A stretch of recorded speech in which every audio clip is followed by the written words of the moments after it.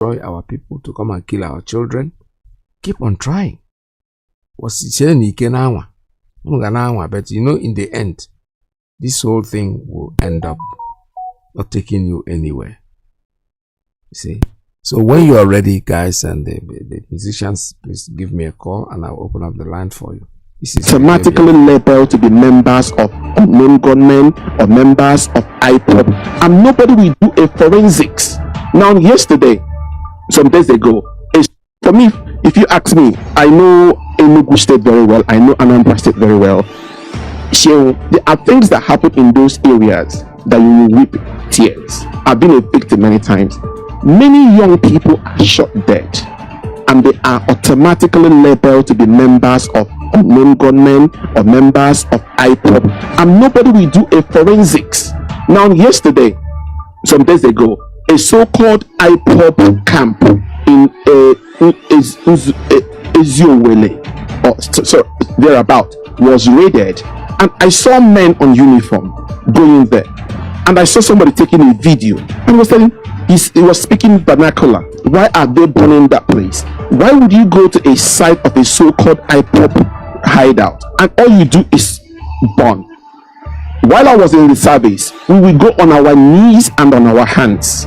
We go to the floor and pick every cigarette butt there, every butt of Indian hair, every used sachet water. We pick them so we can now be able to lift fingerprints off them. So we can now go to the cells, those that were arrested in the cells, or those who were arrested in the future, can be able to match their fingerprints to start get a picture of who is there or who wasn't there. Now, those that were shot dead, all they confirm, these are criminals, these are terrorists, these are IPOB, these are unknown gunmen, but nobody does a forensic to leave their fingerprint, put them on the BVN database, put them on a bad policing job, isn't it? Put them on telephone database to find out who are these people, so we can actually know their background, know their link, know their association, know their colleagues, so we can be able to attack the roots. But all they do, kill them, put them in a police truck, take their pictures and bury them. That is bad. And you can't say it's a bad policing job. It's a bad national security job, because most people that killed up may not be police. It could be civil defense, it could be vigilante, it could be the military. So you cannot say it's only police job.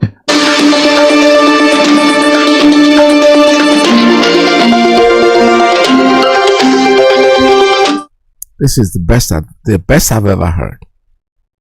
This is a professional. This kind of things don't happen in the zoo. You just go there, you kill them. They are still planning it to come and destroy all of you through Hope Uzodimma.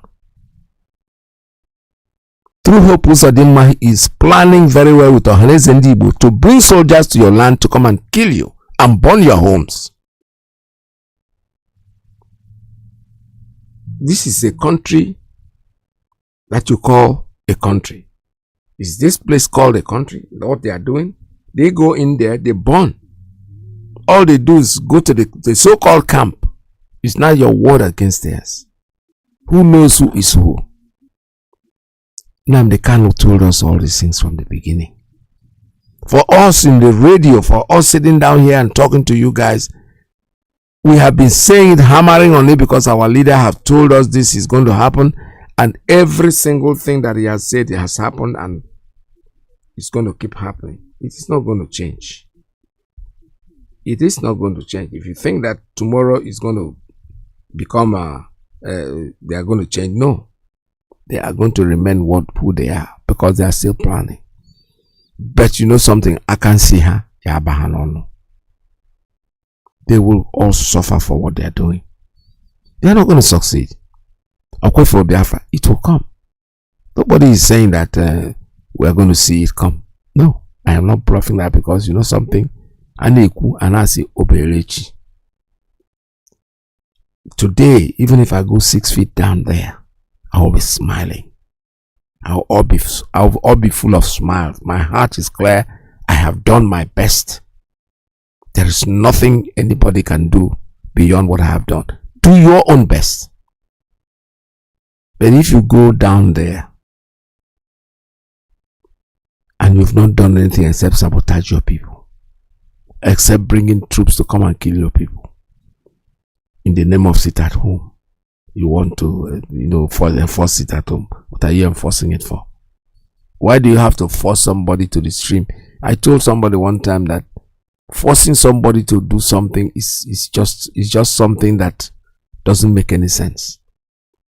No matter how much you have to believe in what you're doing, so you don't need anybody to force you to do what you're doing. If you know, if you understand, there's nobody out there who is not living in the zoo that is not seeing what is happening. What is happening in the zoo is not even happening to just Biafrans. It's happening to everybody. The whole zoo, do you know something? The whole of that thing called Nigeria are people who are supposed to come out and say and bow down and say, thank you, Mazi Nnamdi Kanu. They speak up about, no, they won't. Oh, you want to destroy Nigeria. Nigeria is killing you, idiot.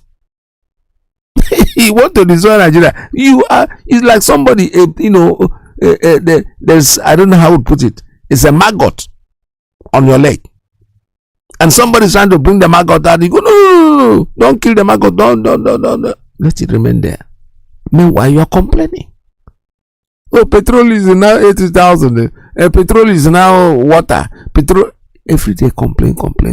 And there's somebody out there who has volunteered his life because he wants to bring it. If you think Mazi Nnamdi Kanu, a change in one point is a change in everywhere. If Biafra goes, believe me sincerely, those in Oduduwa will say, you know something, we are not going to be here. Then you in the north, you the farmer that has lost his grounds, has lost his hoe, you look for your hoe again and start making food and start digging the yam that you use. Start bringing mangala fish to yourselves. Those who have oil will sell oil and use the money in buying your food. Everybody will be all right. No, you don't. Oh, Nnamdi Kanu, why don't you like him? What has he done really? He's trying to bring a better life for you. Your life, not be say your life is so good. You are already suffering, and there's somebody trying to help you get you out of that Kwazamaya or whatever language I'll use that you are in. You won't support him. You hate him because he wants to give you a good life. What kind of idiotic people are these, for God's sake? He wants to give you a good life because that's what he's clamoring for. Nnamdi Kanu, even though might not be a very rich man, but you know something? He lives in London. He had to consult with them.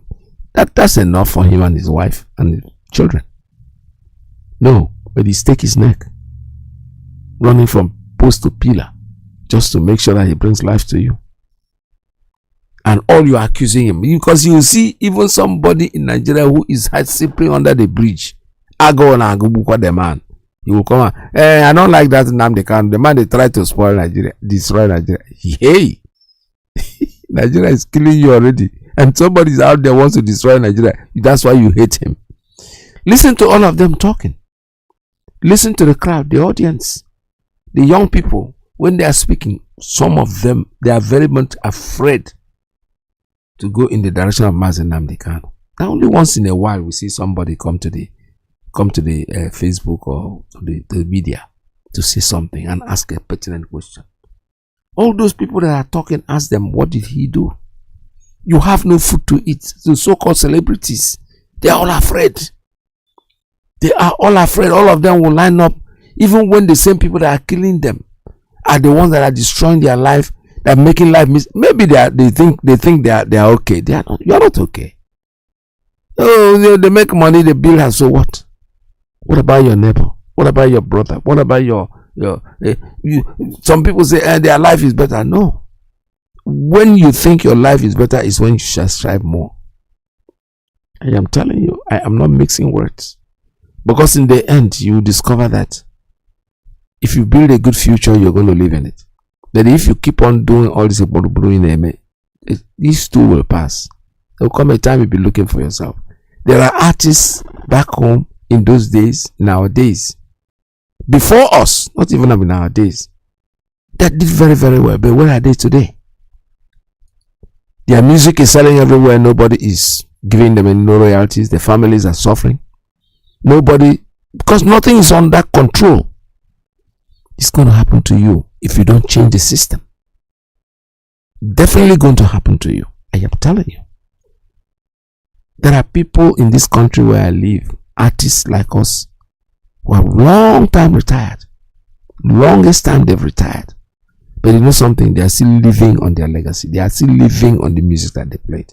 Because somebody is in control. Our own they say bad vulgar language we use. And why you here there is always wet. Because he's giving it out for free. That's what we are doing there. When we talk, people like Nnamdi Kanu, which celebrity among you have ever come out openly to say, leave this man, he didn't do anything? That's what will lead you on. Keep on fear. I don't want my career. You know, they're going to spoil my career. I don't want to joke with my career. Of course you don't joke with your career, no problem. When you grow white hair like me, you know, when your business will be bastardized with no control. Because you are afraid to speak. Every single Nigerian person out there who is honest to himself is supposed to wake up and say, government, you know something? Bring this man out or send him to jail. You have tried him in your court and your courts have said he has not done anything. So why are you still holding him? We want to know. If you don't tell us why you're going home, then you have to leave him. You know, people say they are forcing sit at home. It's not even forcing sit at home in the Biafra land is nothing. The whole country can stand still in one day and the government will wake up and do something. You are not thinking in that direction because you know something, it not concern you. When they were saying this Tinubu thing, P2B, I laughed. I said, don't worry about it. Let us see what will happen. Because it will end up now. Wow. That man you call Tinubu can refuse to leave that office. Which court go? What in court go do? Those that the court have ordered that should go home, nobody release them. The police has not arrested anybody for disobeying court order. All the court does is give instruction. Who do carry out the instruction now? The court not get right to say, the court will just give the verdict that this is the verdict. And the court, they are so dumbfounded, they are so stupid and so silly that they are so afraid to even enforce the order that they've made. And the court says give somebody a bail and the person is still in jail. And the same person who is holding him comes back to court the next day to come and say, we find the new charges. And the same stupid court that told you that the man should be in his house, you are still holding him, you are disobeying, and you are coming back for more justice. That is what the system that we are living in. And this is not going to change. Who will change it is the people. If you're not there, we're not going to be hungry. Everybody's crying. And they're showing us video of people walking on their feet. And I never see anything yet. Wheelbarrow will become very expensive very soon. The wheelbarrow. Because maybe you employ somebody and say, you know something, even though you want to employ somebody anyway, you don't even have any money to give anybody. So when you have enough money to give somebody, so yeah, I beg wheelbarrow me to my office. They wheelbarrow you get money, carry a wheelbarrow, go stay, we can wait for somebody else who can afford it. It is getting there. Somalia will be a paradise. That's what our leader said. Are we getting there? Some people will say, it will never happen here. Oh, it will never happen here. Okay, no problem. And the funny thing is that the people that are not talking, the celebrities that are not talking, the thing that suffers most, the first thing that goes down when the economy is bad is the industry. I'm telling you. My person wake up, they go dance now. These things, I don't know why they don't see them. When I keep saying it, I am saying that maybe it's the gift from Chukwuokike Abiyama, because I left the zoo at the peak of my career. At the peak, I'm talking about peak, when the money was there. When we at the very young age were buying brand new cars and things like that, without doing anything, just from entertainment. But those things didn't move me. They look too artificial. They look too unreal. Yes, that's what it was. People were building money, and we came out. I told you my story. We came out of the war with nothing. One shirt, one boxer. Set yourself up in the hotel. Never been a musician in my life. Just joined a band that had basically no instrument. We started picking up here and there, and then eventually run to EMI, do a recording, and thank God, boom, went up there. For me, those things didn't mean anything, because for me, I was standing in one foot. Not because I was such a bad musician or I was such a good musician. No, I knew I was looking for money to get away. The temptation came. That's what I'm saying. When you resist, the temptation came to remain, because now you have a house, you have a home, you have a car, you have all the girls flocking around you. I say, no, it's artificial. It's not real. I'm running away. I got away. My colleagues didn't want to go with me. A lot of them told me, why don't you just go? You have been always wanting to go, because I suggested that we should all go. And I left. I didn't, their resistance, I resisted that temptation to stay. So that is what is going on today. If you don't support this man, those of you who are bold enough to come out and speak about Nnamdi Kanu publicly, kudos to you. Kudos to you, because the man is trying to save everybody. Don't give yourself hope. When the main soup, you know, like children, with anu, you know about the anu around. You will not touch the anu, because before you chop the anu, you go tell mama, I'll say, okay, where is the anu? We full na around, happen kewa anu netiti. Your savior is Mazi Nnamdi Kanu. Whether you're from Boko, you are from the north, you are from the south, wherever you come from, your savior, Ifulanya, today is Mazi Nnamdi Kanu. He is the one that you can support and get what you want. Stop fooling yourself with politicians, because they will always change. A politician will have for them. I found out that's the next name for them. He's not coming there because he wants to save you. He's just coming there because he loves you. He wants to protect you. No, absolutely not. And you know one thing, the gullibility of the people, the crowd is so stupid and so silly that the same man that has starved you for 8 years will come back. They say, okay, you go do and better this time. Even if he was not the head of state. Don't forget, he was in the group that did what they did to you. Let us say his group is called Mbeke. Mbeke is not one person. It's a group of, there are a group of people that answer that name. Mbeke political party. Okay, they're not there. Then tomorrow somebody who was there will come out and then contest election. He was there. And I say, oh no, he will do better because because of what? He will change overnight. He never condemns anything. The Senate has all their senators are there. When you want to, the people that are there that are watching you get killed, we are watching everything that's happening to you, they are not saying anything. Then tomorrow one of them will come out and want to run an election. I don't know. Anyway, like I said before, I think this thing's is very spiritual. It's not something that is normal. Because come to think about it, Adolf Hitler, it was a very tiny person like me, not big rich himself, with soldiers around him with a gun and everything, and he's commanding them. Even might possibly slap one of them and nobody will do anything. And you see me here, Baraka. Because we are so foolish and so gullible. None of you will ever come to radio and speak and ask government. I got this program, this guy yesterday that I heard. And I'm looking at him like, wow. If there are people like him that will speak up, things will not be the way it is. Celebrities, you look at the way they were fighting over who becomes the president of Nigeria. What's his name? P Square and Fela's son. These are people, these are young people.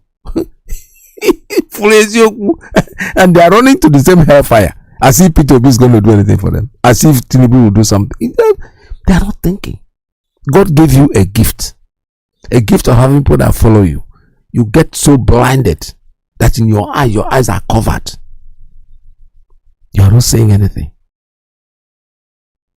And tomorrow you expect the world to change, to come to your rescue. Oh, America is there and they are doing this. America is not. Why would they talk?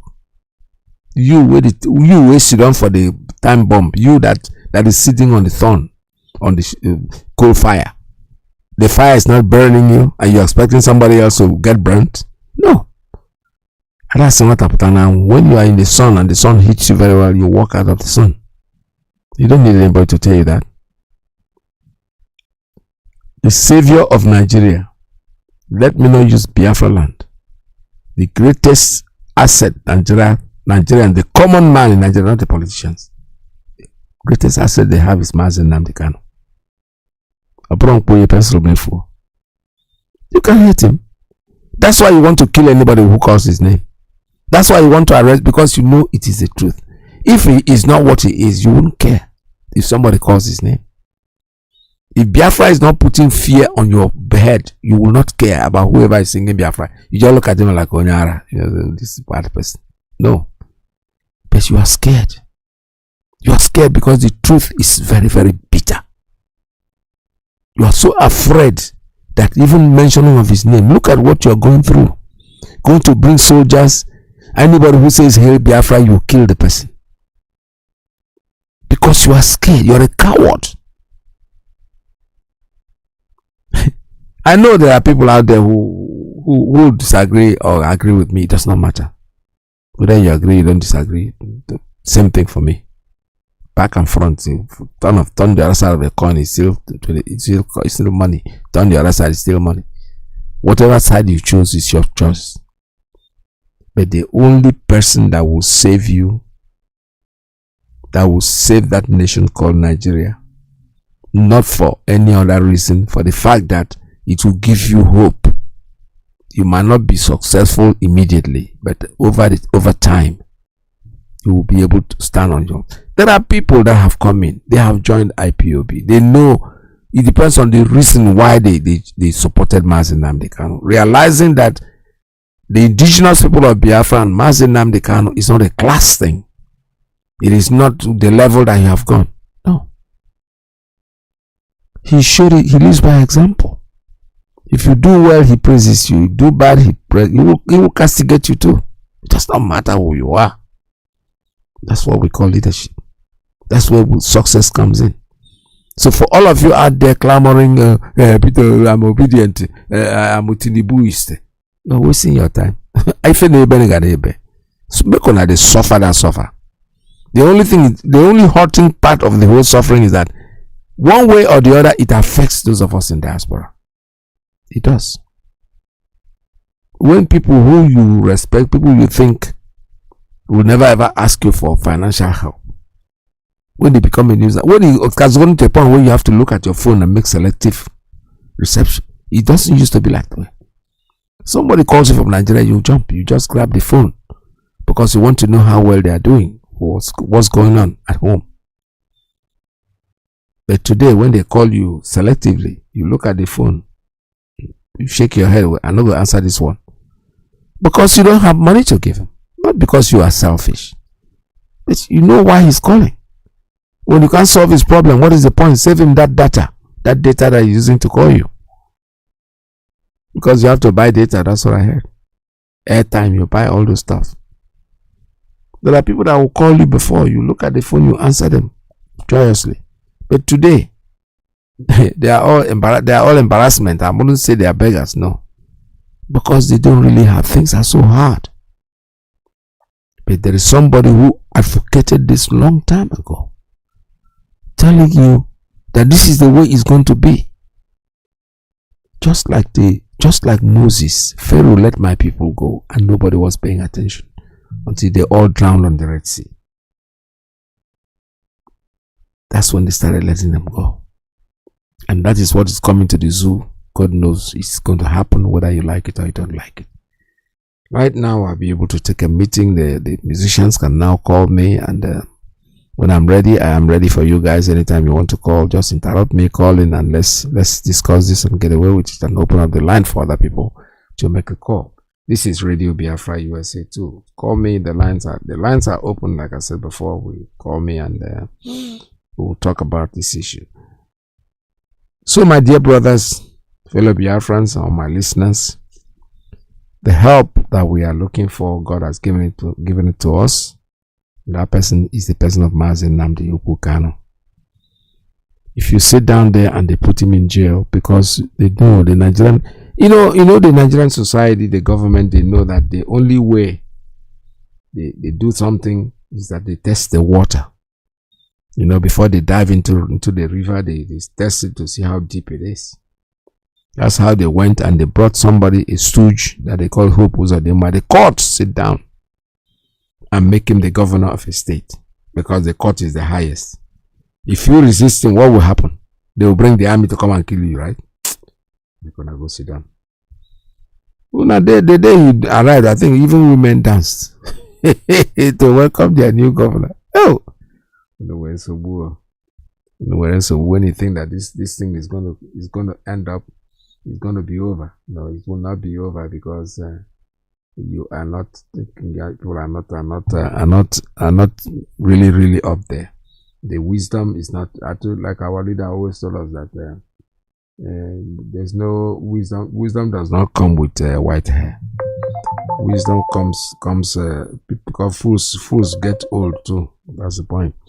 All right, I have a meeting to attend. Call us. Good morning. Tell us your name and where you're calling from. Welcome to the program. Please, as you come, stop mute because I kept in quick now. Okay, it's already here. All right. When you're here, please mute your phones so that we don't get too much noise. And one person speaking at a time. Each time you want to talk, then you cannot mute. But when you're done talking, please go back into mute. So the noise. All right. Yes. Good morning. Good afternoon from Poland here, sir. There was sir. Shabbat Shalom, Biafrans all over the world. I remain okay for the okay. Please stay on mute. Please stay on mute. If you come, stay on mute. Yeah, our leader see me one and the Mazi Iyke Kanu. Their memories should be praised and united. This will continue to appreciate him and his wife, who will be addressing us tomorrow on Radio Biafra in Iyke Mazi Alozie 7:30 p.m. in the evening. Biafrans all over the world, men and women of other radicals, we appreciate all of you. Of course, today is Saturday. Our brothers, our Biafran artists, most of them are here to continue to ask for your individual help here and there. Any we can do it. Of course, our veteran I told you what to do. You know you belong to a unit. You know what to do. It's a free will. It's not a levy. So let us work together and make sure that this concert takes place in Japan by September or thereabout. So, Mazi Iyke, you are the group leader. I will hand over to you now. Mazi Iyke, if you can hear me, please. Yes, live on the way, Mr. Okay, Foreign Mazi Iyke Mazi. Greetings, Biafrans.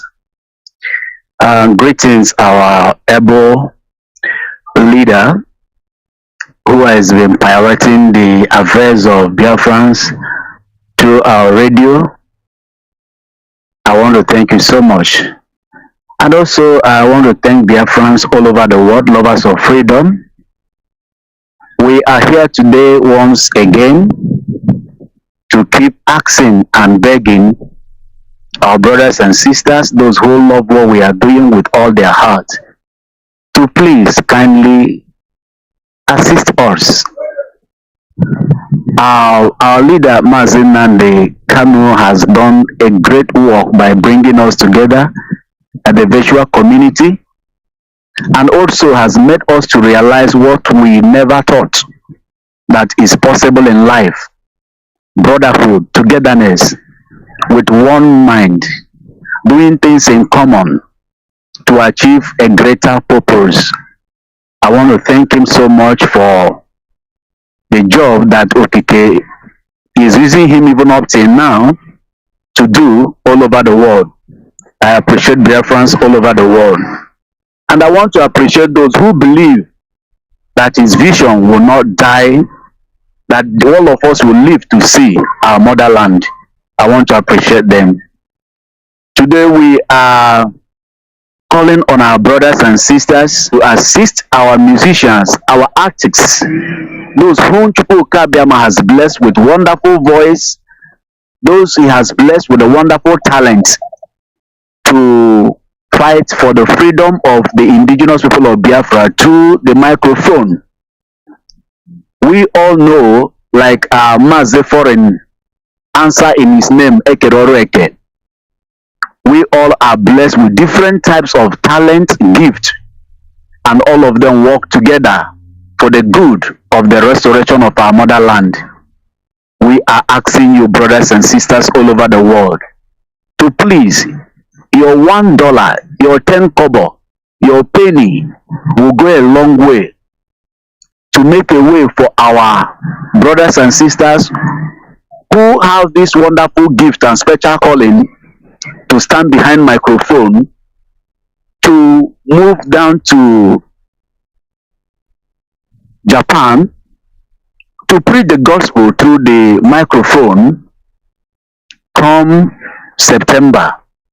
Please, our good brothers and sisters, we know that this is how we raise this family to become one of the nuclear family all over the world today. Dust one and dust another, and the house has stand so firm, so powerful, that there is no place in the surface planet today that you will not talk about this wonderful family of IPOB. It is made possible by one man's vision, and all of us came into it.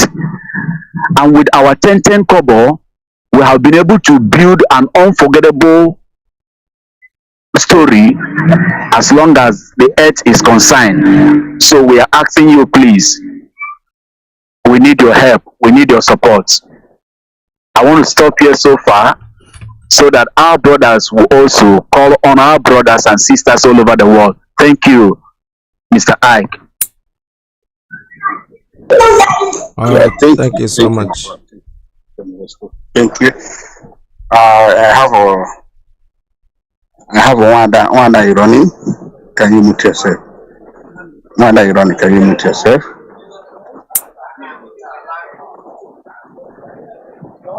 One that you're running. Can you mute yourself?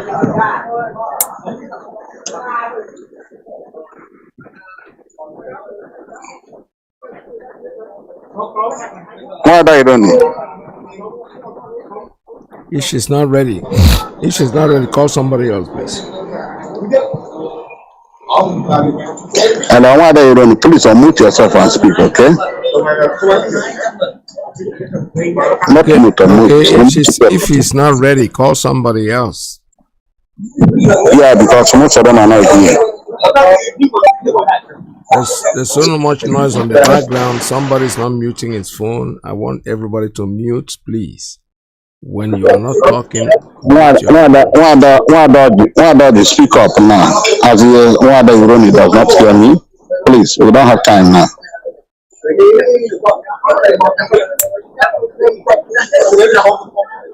One day, Audrey, can you hear me? Why the noise here? Nowhere the noise. I don't know. One day, can you hear me? Where are you people not talking? Yes, Mazi, I can hear you. Go on now, go on. You are here. Okay. Good afternoon, Biafrans, friends of Biafra and lovers of freedom. We are here again to plead with each and every one of you to please support this movement. We can't do this on our own.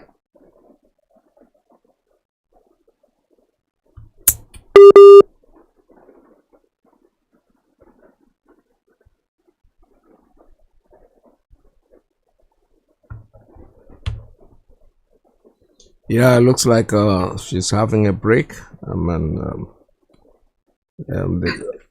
We can't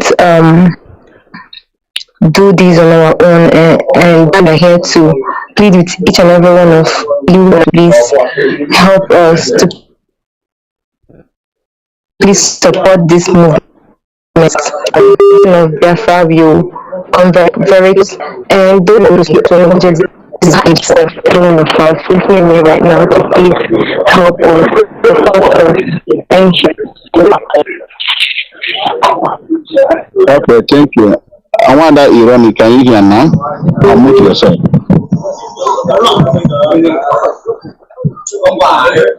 Hello? Mazi, you can see that our people, maybe it's network. I think probably we have to leave this. Maybe we have to the network is very bad from our end, to be honest. The network is very bad. Okay, the message has been passed. No, we created enough awareness. You understand? And that if anybody want to help, they should call the numbers, the designated numbers, and the jingle is playing. You can get to Ike Peters or myself, okay, for the numbers are there. So let us continue to work internally now. Thank you. I've we have to leave you the platform. Let our people continue to call. If anybody want to leave me, they know the jingle is playing, the telephone numbers are there. Yes. Let's make it accessible. There was a thank you. Thank you so much. All right. Thank you very much. Unfortunately, the network is not very favorable to us today. We have to probably hold this meeting again next Saturday. If you guys would be willing to do that, that'd be very fun. That'd be nice to host you again next week. All right. Like I said before, we're going to Japan, and then we're calling for free will donation. Whoever thinks he wants to donate, please do so. Call us, and or if you're a member of IPOB, you can send the money directly to the unit where you make your normal regular payment, monthly dues that you pay. So you send it there. This is not like a levy or anything. No, it's a free will donation. That's why we're very careful to inform you that it is not obligatory that you have to be part of it. No. But if you can't do it, that'd be very, very wonderful. The lines are open for everybody to make a call at 646-920-4541, 845-344-7984, 929-406-9953. One more time, I say Shabbat Shalom to each and every one of you. Please call us. The supreme leader of the indigenous people of Biafra is Mazi Iyke Mazi Kanu. One cannot be two. Starlight production. Show face on the microphone. Shalom Ibrahim. Shalom Muchineke. We are getting there. It's a matter of time. Shalom. Bosom. You know me say I go say my right for you, Nigeria. Bosom. You know me say I don't know myself again. Hey, the love I have for Biafrans take over my heart. It's burning like. All right, caller. Good morning. Tell us your name and where you're calling from. Yes. Good afternoon from here. Our veteran, my name is Iyke Mazi. Good afternoon, Biafrans. Good day, wherever you are. My name is Iyke Mazi, and I'm calling you from the Netherlands. Mazi, I have to start with that report that says that the damnable Zoological Republic of Nigeria has created a new squad that will of up to or more than 1,500 to be going to Biafra land, to kidnapping anybody who says, oh, hey, Biafra, or identifies with IPOB or Biafra restoration. Yes, our people say that, in Igbo language, we say that Okike Nkucha Borojo. And in English interpretation for those who don't understand Igbo is that being cautious or at alert is not fear. So, having said this, I claim the indulgence of our leadership, the DOS, and with all arms of security arms of IPOB, including our M branch, we have to let them. Please, I claim the indulgence again to do in-depth research and investigation to know who are these people. Are they in existence? Are they those already we are dealing with? The DSS, the Daura security services we have been dealing with since 2015 that have been humiliating our people, killing and disappearing our people since 2015. Are they, upping their game? Is this a bubago? Or is this a real? Because there is what is called gaslighting. People we have also to investigate to know the origin of that tape, because there's this what is called also psychological oppression, that the zoo can push out this news in order to dampen the spirit of our people, in order to make Biafra a taboo. And I have a question for all the political class in Biafra land, from the governor to the least of them. Why is it that you have Yoruba, but you have Oduduwa? They can be proud and shout it at the rooftop that they are Oduduwa, not Yoruba. And you go to the north, you have Hausa, and you have Fulani and other ethnic nationalities in the north. But they can say that they have Arewa house, they have Oduduwa house.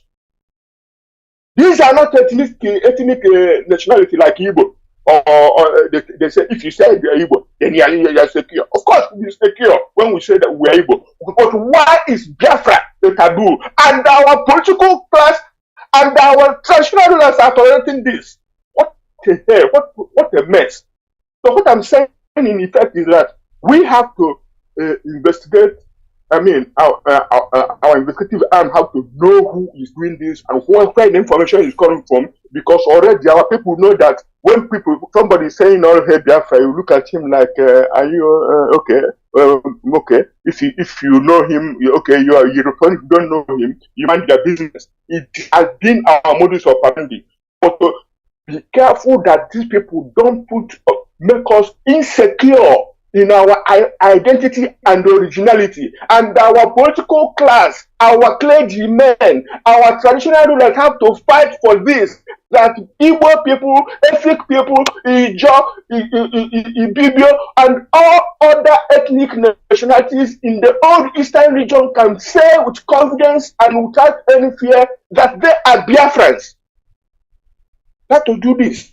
Because if they don't do this, then we know they have confirmed us that they're working with the enemy to destroy us.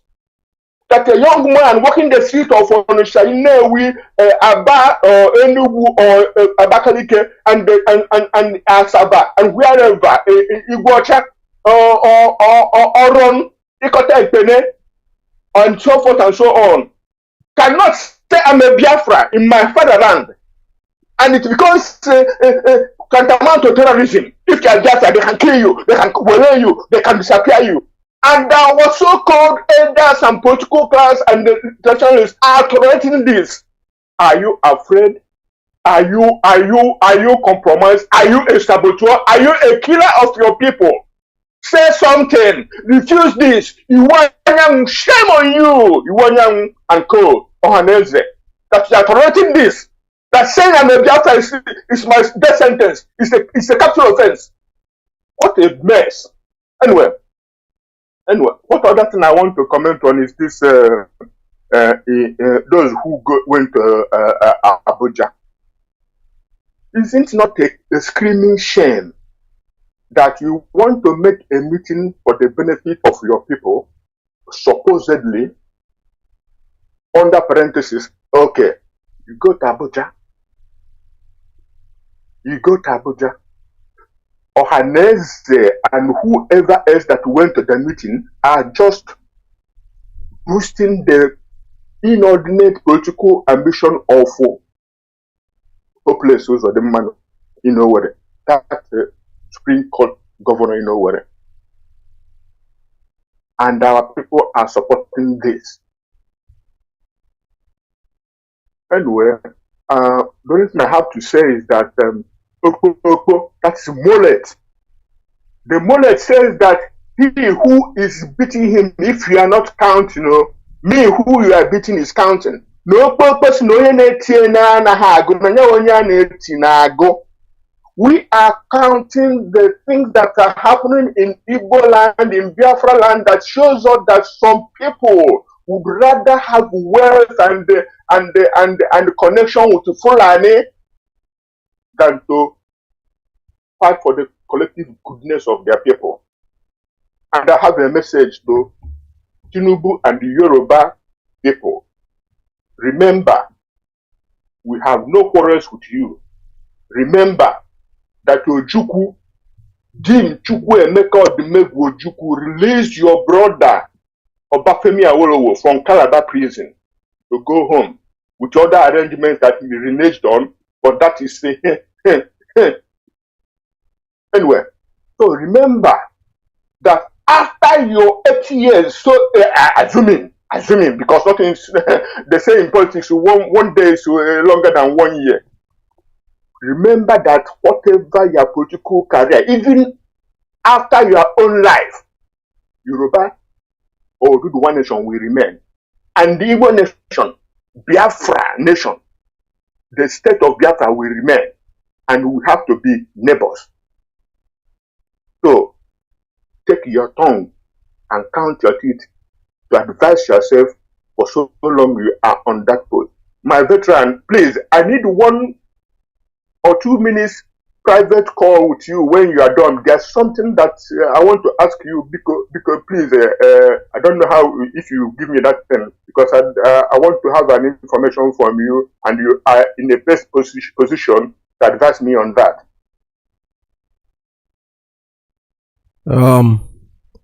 It's okay. I don't. If I can call this number when you have done, just call this number for 2 minutes. You just tell me what to do or how it is, and then I will log off. 2 minutes after you close. Okay. Or just call me back after I'm done. Just call back so I don't forget. On this number. Yes, on the same number. Yes. Okay. Thank you very much. Okay. No problem. Yes. Thank you very much. Biafra, support this our brothers and sisters who are going to Japan. Support according to your means. Support. There are many ways to fight for freedom, and it's not one way. You have to go multiple pronged. There's all those things have to be active, and music can convince some people, and music can energize some people. So please support our people to do that with their tour to project Biafra. God bless Biafra. God bless us. All right. Thank you very much. This is Radio Biafra. The lines are still open. 646-920-4541, 845-344-7984, 929-406-9953. Like I said, my brother, at the end of the program, just call me back and I'll be able to pick up your call, but not more than 30 minutes, because I'll be off of the dashboard completely. If you call me at that time, I may not be able to pick up. But whatever, whoever wants to send something to help these guys or to support what we are doing, you can inbox me. Inbox me actually at 845-283-9665. Inbox me on 845-283-9665, or just go to Radio Biafra USA 2 and inbox, send me an email, and I'll be able to pick it up. Radio Biafra USA 2 at gmail.com. One more time, Radio Biafra USA 2, the number 2, and the .@gmail.com. Call me. The lines are open for you. Still open, very, very open. You know, people of Biafra is Mazi Iyke Mazi Kanu. One cannot be two. Starlight Production. Show face on the microphone. Shalom Ibrahim. Shalom Muchineke. We are getting there. It's a matter of time. Shalom. Bosom, you know me say I go say my right for you, Nigeria. Bosom, you know me say I don't know myself again. Hey, the love I have for Biafra take over my heart. It's burning like fire. Biafra is my heart desire. I want her like Messiah. Nnamdi Kanu is Messiah. My love, oh, I'm ready to do anything for you, my love. I'm ready to do everything for you, my love. I will make you my bantam. I will make you my cashier. Just be patient, my love. Oh, oh, oh. Be patient, my love. Oh. never relent. Just remain resolute. Biafra dey come. I wan let go full. I go package for you. Go manage your baby. Be patient, my love. Biafra is the hope. Be patient, never relent. Biafra is the hope. Biafra dey come. I wan let go full. Go package forever. Go manage your baby. Awesome. A lot of people could not pay their house rent again in Nigeria. Awesome. A lot of people could not feed their children again here in Nigeria. Awesome. A lot of people could not fuel their cars again and fuel their car again. Awesome. A lot of people could not eat food again for this government. Prosperity in Nigeria is not genuine. That's the reason why the masses are suffering. More they are dying, more politicians are going higher. Prosperity in Nigeria is all about evil. Homo Biafra, Homo Chukwu Abiama. We are entitled to fight this evil.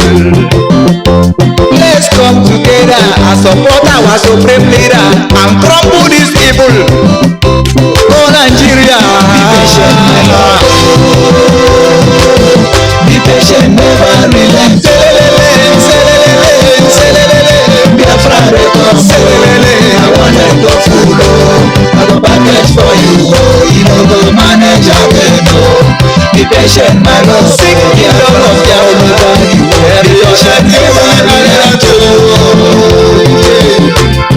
Seek the love of Biafra. Seek the love of Biafra. Seek the love of Biafra. Manage again. Be patient, my lord. Be patient, never relent.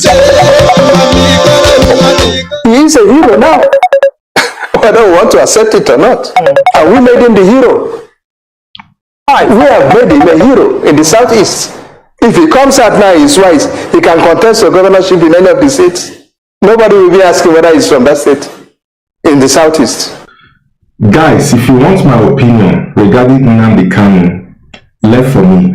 If I have a say or I have a position in Nigeria, I will get Nnamdi Kanu to a discussion.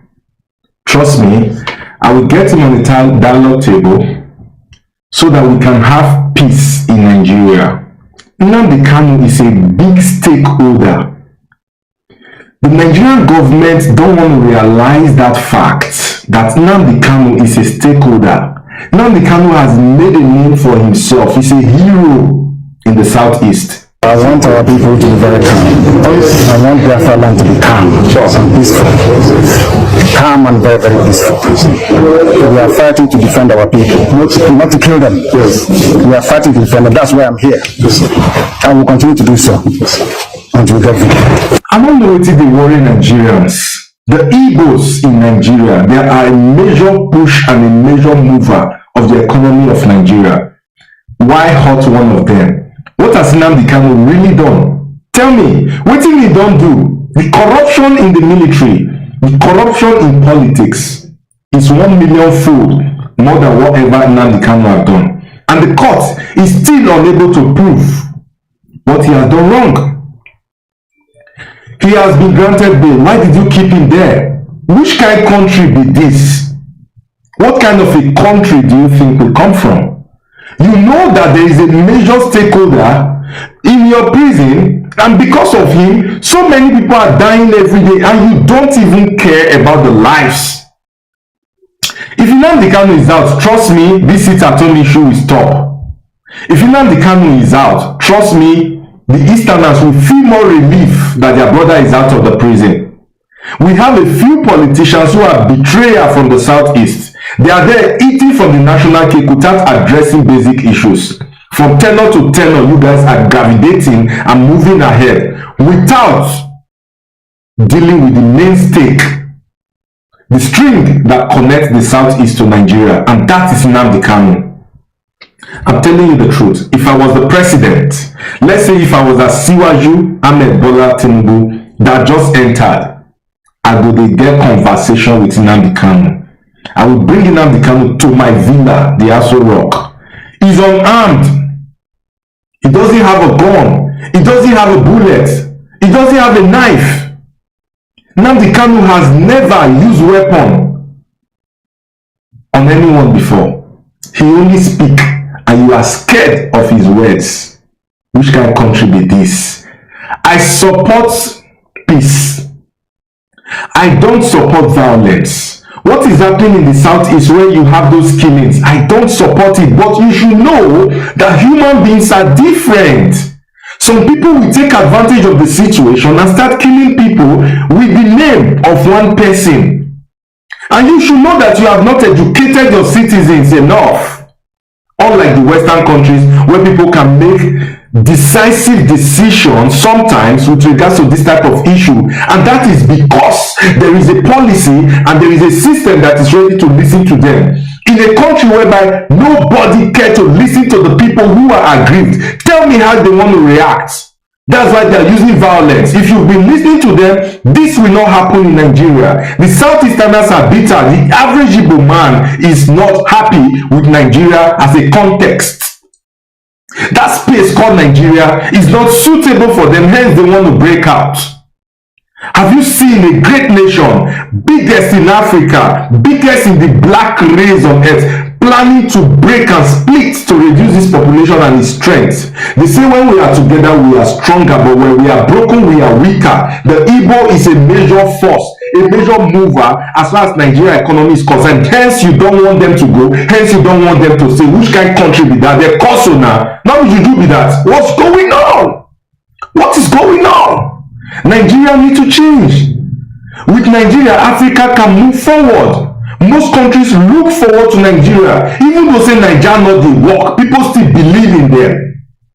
Every successful Nigerian did not become successful because the government has supported them. Every entrepreneur you see there, small business owners, they push it by themselves. You did not even give security and electricity for them to run their business. They are being robbed every day after sales in the evening. They run diesel and generator to generate electricity for their business to thrive. What have you, the government, done to support the average Nigerian? Nothing. And you are there keeping that innocent guy. Better release him if you want peace. If it is me, I will dialogue with him so that there can be peace in Nigeria. I'm not telling you what to do, but trust me, I'm advising you that it is better to release him for peace to reign. Release him. Before releasing him, have a dialogue with him, a peace talk. But before you go release him, my dear, it must be a give and take.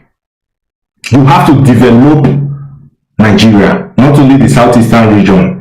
You have to make sure that those things they demand for are in place. You think if there is random development in Nigeria, do you think any region of Nigeria will want to break out? Why is the seaport in Lagos and the business is happening in the southeast, Onitsha, Aba? Why is it that the Igbo man will spend about 10 million naira to ship his container from Lagos to Aba, Abia State, Onitsha, Anambra State, where he is selling his business? That is why you see the Igbos moving close to the seaport in Lagos. That is why they have taken over Lekki. That is why they have taken over Highland from you. And you are saying that the Igbos must go. How can they go? When you take their business to your state and you, by default, pushing them to come and do the business in your state. What happened to the Calabar port? What happened to One in Port Harcourt? What happened to Onitsha?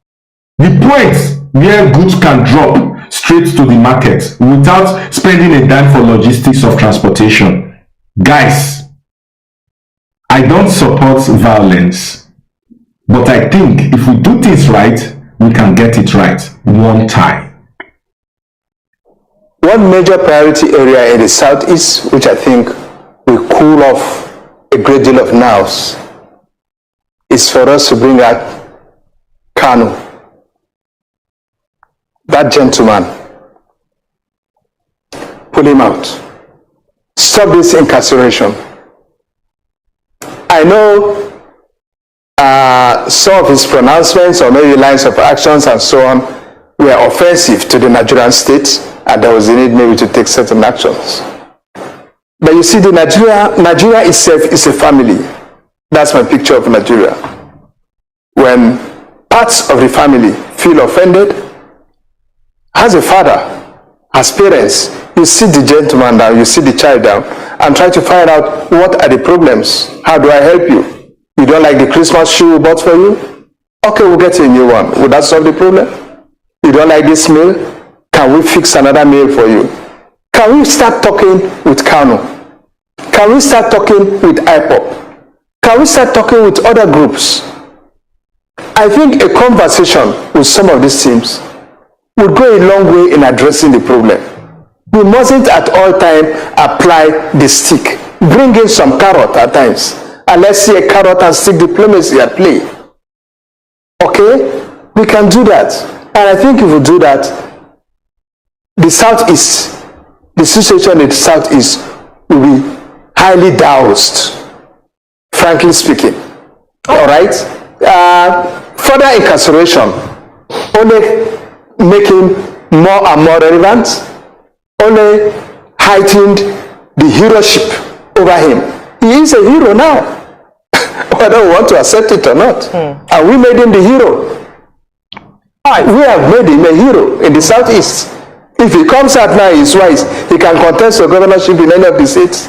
Nobody will be asking whether he's from that state. Yeah, nobody's asking him to contest anywhere because we want freedom. Freedom is the thing that we need. He has helped Nigeria. He has helped you people, whether you want to believe it or you don't want to believe it. Mazi Nnamdi Kanu is a hero already, not just with us, the Biafrans, because we know that that's exactly what he is. We accept him as our own, and God has given him to us to guide us in all our undertakings. If you take advantage of it, you know, I have a little dog in the house. You know what the dog does? Anytime you're eating, he's sitting down there looking at your face as if, and if you don't give him, because we don't give him regular food, we have special food for him that will make him, that will not make him sick. So when he eats, but each time you are eating, he's looking at you and you're waiting for the crumbs to fall down. That's what Nigerians are doing. They're waiting for the crumbs that will fall out of, because Nnamdi Kanu, what he's doing for Biafra, actually is trying to change that thing called Nigeria. My brother, the last speaker, I don't even get his name. I was trying to see if I will find his name. Fortunately, I couldn't. But he makes quite a lot of sense. He said, you know that this guy, just call this guy, and when you feel in your okwala, you know, that's what we say in Igbo land. Yeah, don't because of shame swallow the cough way under your mouth. Just, but if it's swallow him, because you know when people know say they spit out. So the point I'm trying to make in a nutshell is that what Mazi Nnamdi Kanu is doing, what he is doing is for Nigeria, not just for Biafra people. Because there's nothing that it does if you have a change. Forget about people who are, he's trying to change Nigeria. He's trying to change something that is killing you. What's your problem? You think it's killing you? It's not working.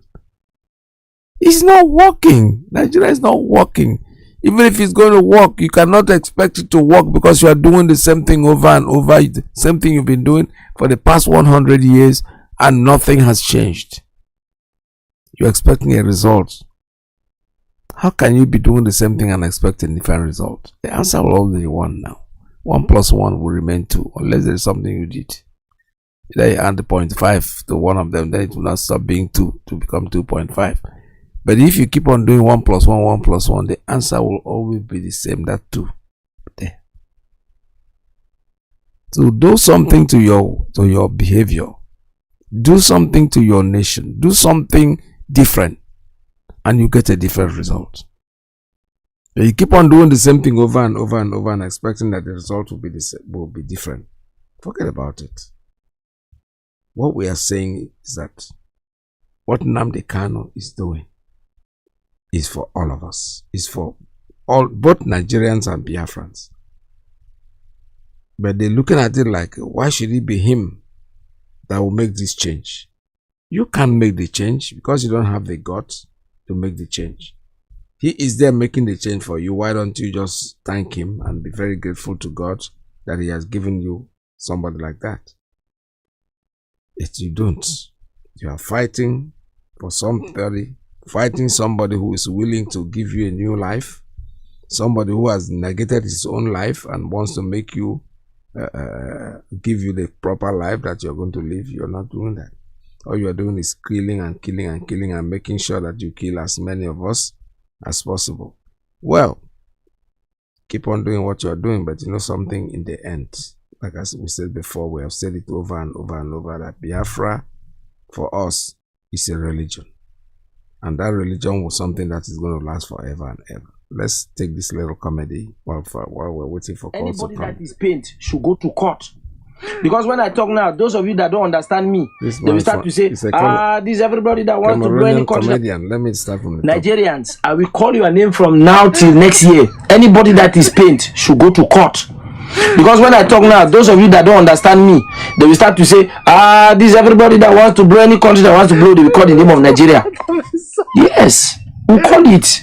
We call it. Because yes, we want to blow us. Because we know that you are the only people that can cause people to blow, like you say. So blow me so that you have it at the records, the blowing records, that you call somebody from the Republic of Pepper to blow because they call your name. Now I'm saying this hijacking and copying is not a bad thing. It's good. That's why I like you guys. You know how to copy only good things. But you failed me in 2 instances. I will say it. The first instance is at the level of church. You copy church from the other side, came with church in Nigeria, you just finished church.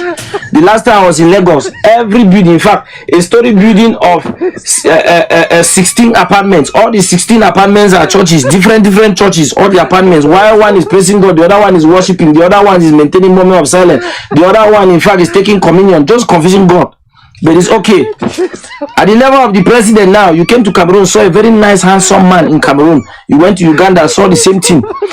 Instead of just copying, since you are good at it, copying the original copy and pasting, you didn't copy and paste. You came and then were confused. You copied the wrong man from Cameroon and pasted in Nigeria. Now see, this is 1, 2, 3, 4, 5, 60,000 francs. In Cameroon a few years ago, used 20,000 naira. Only 20,000 naira was 60,000 francs in Cameroon. It means Cameroonians going to Nigeria was like traveling to Europe. We're making money. Now, only just a few months into office, it is 15,000 francs that is equal to 20,000 naira. That means, in fact, naira has fallen from the top right down until now. It is Nigerians who are in Cameroon and now abroad. So we are giving free visas. If you are in Nigeria and you want to travel, no need to go to Europe. Just come to Cameroon, because the way the naira is going, soon the naira will be lesser than Indonesian rupees. I don't want to talk about fuel. I don't want to talk. See, some people are now using gas as fuel. I'm just saying, we are sorry. You know, we are all Africans. We must lend help to one another. If you want to cross over to Cameroon, just come. Yeah, just come. I have a pepper farm. After these 8 years, if you people don't have sense, then you will never have sense. If you like, still copy again in the next 8 years, you will see something. If you haven't seen my last special, My Dad is Black. Oh boy, this is very interesting. You know, like I said, we are not church, but our leader told us that Malaysia, what they call it, Somalia will be a paradise, and that's where we are going. We are going there very fast. Stay tuned. The line is 0.6469204541 845-344-7984 I'll take a very short break and I'll be right back. You know me say I go say my right for you, Nigeria. Bosom. You know me say I don't know myself again. Hey. The love I have for Biafrans take over my heart. It's burning like fire. Biafra is my heart desire. I want her like Messiah. Nnamdi Kanu is Messiah. My love, I'm ready to do anything for you, my love. I'm ready to do everything for for you, my love. Jay, I will make you my accountant. I will make you my cashier. Just be patient, my love. Oh, oh, oh. Be patient, my love. Be patient, my dear. Patient, never relent. Just remain resolute, yo. Biafra, they come. I want let go full. I go package for you. Yeah, go manage again. Be patient, my love. Biafra is the hope. Be patient, never relent. Biafra is the hope. Biafra, they come. I want let go full. Go package forever. Go manage again. Awesome. A lot of people could not pay their aspirin again in Nigeria. Awesome. A lot of people could not feed their children again here in Nigeria. Awesome. A lot of people could not fuel their cars again and buy their car again. Awesome. A lot of people will not eat food again for this government. Prosperity in Nigeria is not genuine. That's the reason why the masses are suffering. More they are dying, more politicians are going higher. Prosperity in Nigeria is all about evil. Homo Biafra, Homo Chukwu Wabiama. We are entitled to fight this evil. Let's come together and support our supreme leader and crumble this evil. Go Nigeria. Be patient, my love. Be patient, never relent. Biafra, they come. I want let go full. I go package for you. You know go manage again. Be patient, my love. Sick kingdom of Biafra. Be patient, never relent. Sick kingdom of Biafra. Sick kingdom of Biafra. Sick kingdom of Biafra. Go manage again. Be patient, my love. Be patient, never relent. Biafra, I want to go through. I go package for you. Go manage again. Be patient, my love. Be patient, never relent. No matter how I'm for this. All right, I'm back again now. This is Radio Biafra USA 2. Still going to remind you that tomorrow is Sunday, 23rd. Our First Lady will be on air on Radio Biafra. Please, I want you to tune in and listen to that program. I don't know, like I said before, I don't know if whether it's going to be interactive or not. Whether it's going to be interactive or not, we need you to listen. I think maybe she might want to take a few questions and a few talks from our people. So make sure that you tune in. The time is 7 p.m. 7 p.m. is Biafra land time.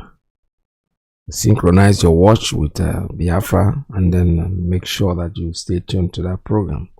It's airing on Radio Biafra, and tomorrow time is 7 p.m. And by the way, Radio Biafra is always on 247. You can join in, you can come in anytime you want. Really, something else always going on Radio Biafra for you to be able to get information. Information is our business. That's what we do. We give out information, and no matter what they do, no matter how much you want to listen to the others, if not for the coming of IPOB of Radio Biafra, all of you would have lived and died in the ignorance that Ojukwu caused a war. That's what they were writing. Britain helped them to write it. Ojukwu was a rebel, a secessionist, because we have no media. That is why they're paying Facebook billions upon billions of US dollars to stop this truth from coming out. Did Ojukwu cause any war? Go on is alive, then ask him. Did Ojukwu cause any war? Ojukwu went and negotiated restructuring with you in Aburi.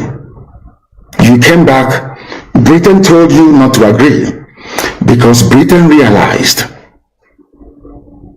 that all the component units of Britain knows that if you go back to regionalism, you have economic growth. The country will do very well. But Britain doesn't want it. That was why they even instigated the Nzogbu coup, so-called Nzogbu coup, saying they will bring Awolowo to become the head of state. They knew what was going to happen. They wanted to truncate the economic miracle of Dr. Michael up. But what I'm telling you are fast. Go and investigate for yourself.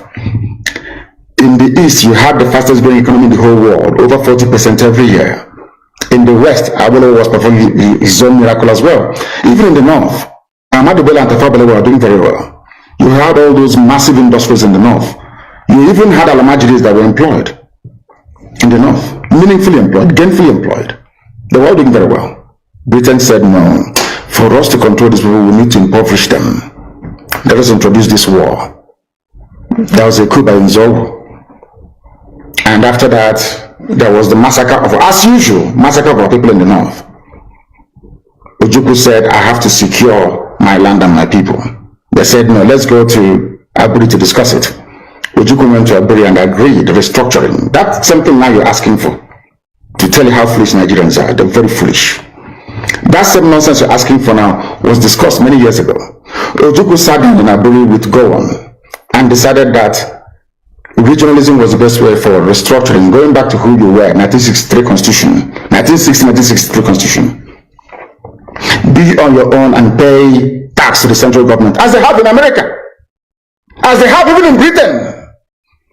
Britain, you have Scotland that is almost independent, Wales, the same thing, everybody is free, but Britain doesn't want the same thing they're enjoying to happen in Nigeria. Why? Ask yourself that question.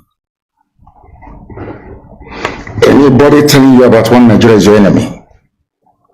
I'll prove it to you now.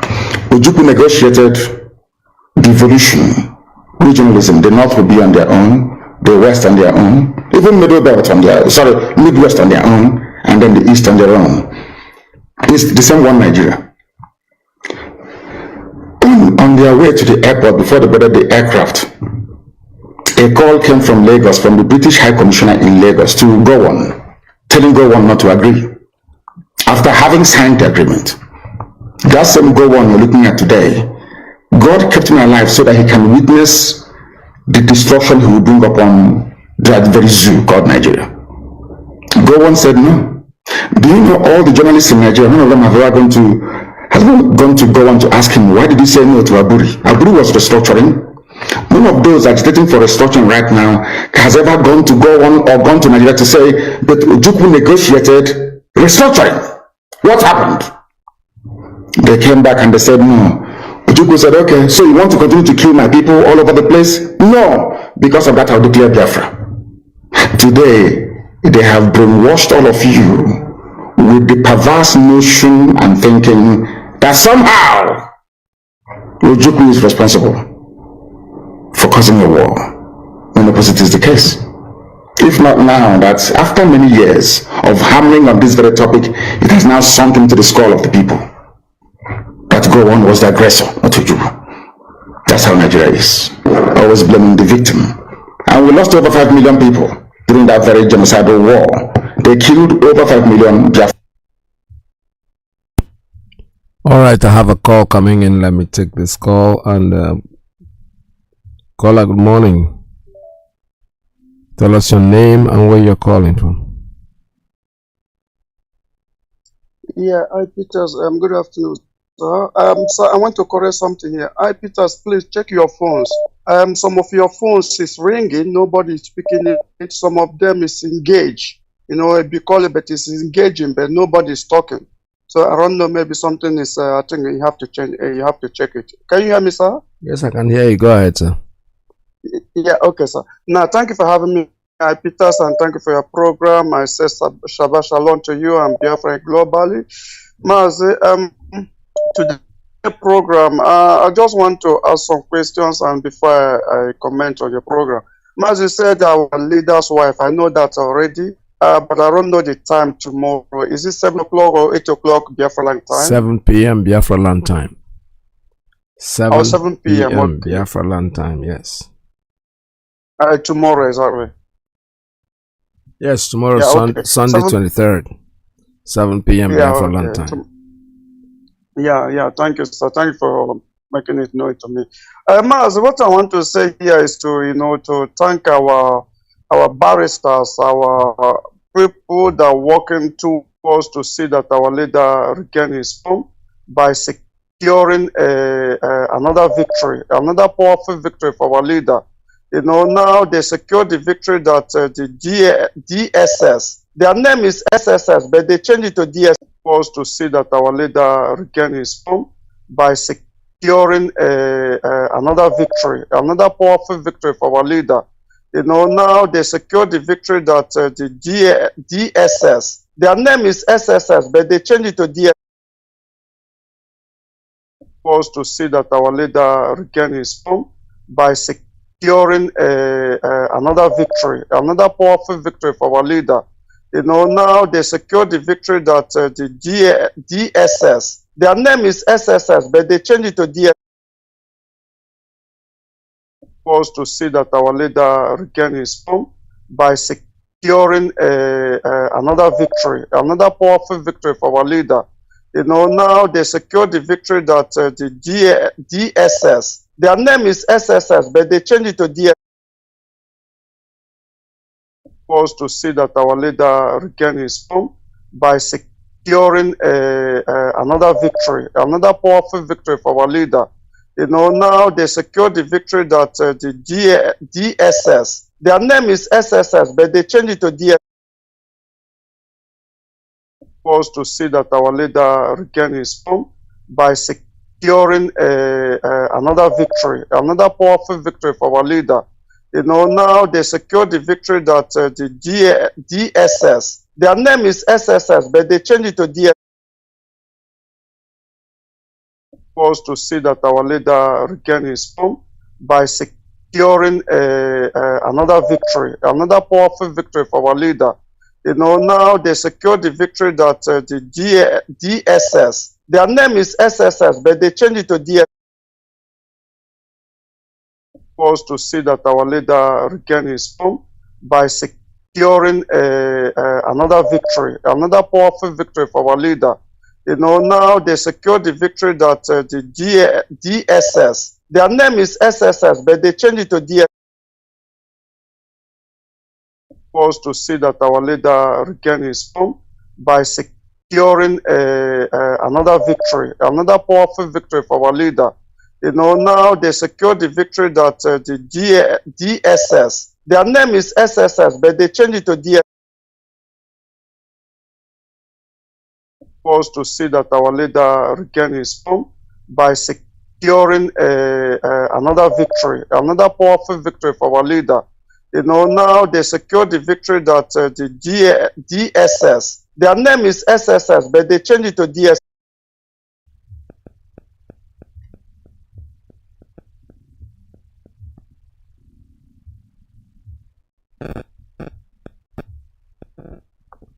Caller, good morning. Caller, are you there? Yes, the one work Okechukeshika. I'm there. The miscreant Okechukeshika had that, I'm telling you. Complete miscreant Okechukeshika.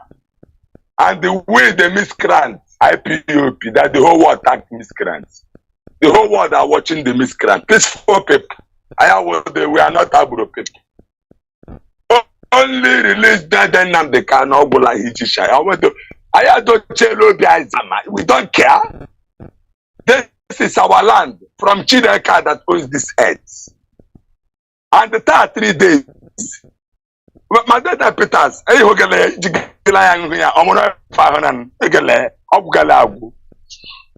Minister of Injustice on this earth. Before the whole world, they can have no case with anybody.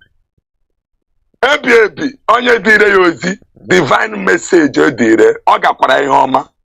Ya nyekwe discharge that acquitted na court that idiot maname that is holding our leader.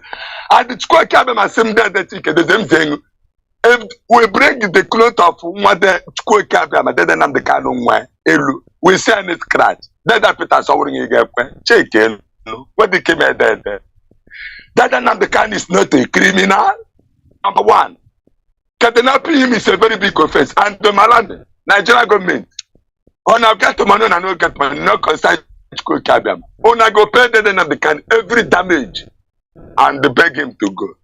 That chicken does him. Okay, but onye nwa chukwu okike abịa ma chindebo onye nwe project osimzen. Ezekiel chapter 19 from verse 1 to end. Ezekiel chapter 20 from verse 1 to end. And Ezekiel chapter 21 from verse 1 to end. Then they on verse 4, verse 5, verse 6 and verse 7. Then verse 13 underline. Ezekiel chapter 21. The song of sorrow. The lost well and the human the fierce. And the lost word, sword. IPF that we can with a chain call one. Oh, Yamu, Dobike, ABAP. Thank you. Okay, I don't want to quite dead. I will use my sword against everyone from south to north. Everyone will know that I, the Lord, Chukwokika Biama, have drawn my sword and that I will not put it away. Thank you, sir. Good. Said, I am testing my people, and if they refuse to repent, all these things will happen to them. Thank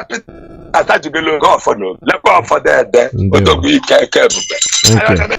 All right, this is Radio Biafra. Caller, please tell us your name and where you're calling from. Yes, Mazi Iyke, our veteran. Welcome from here.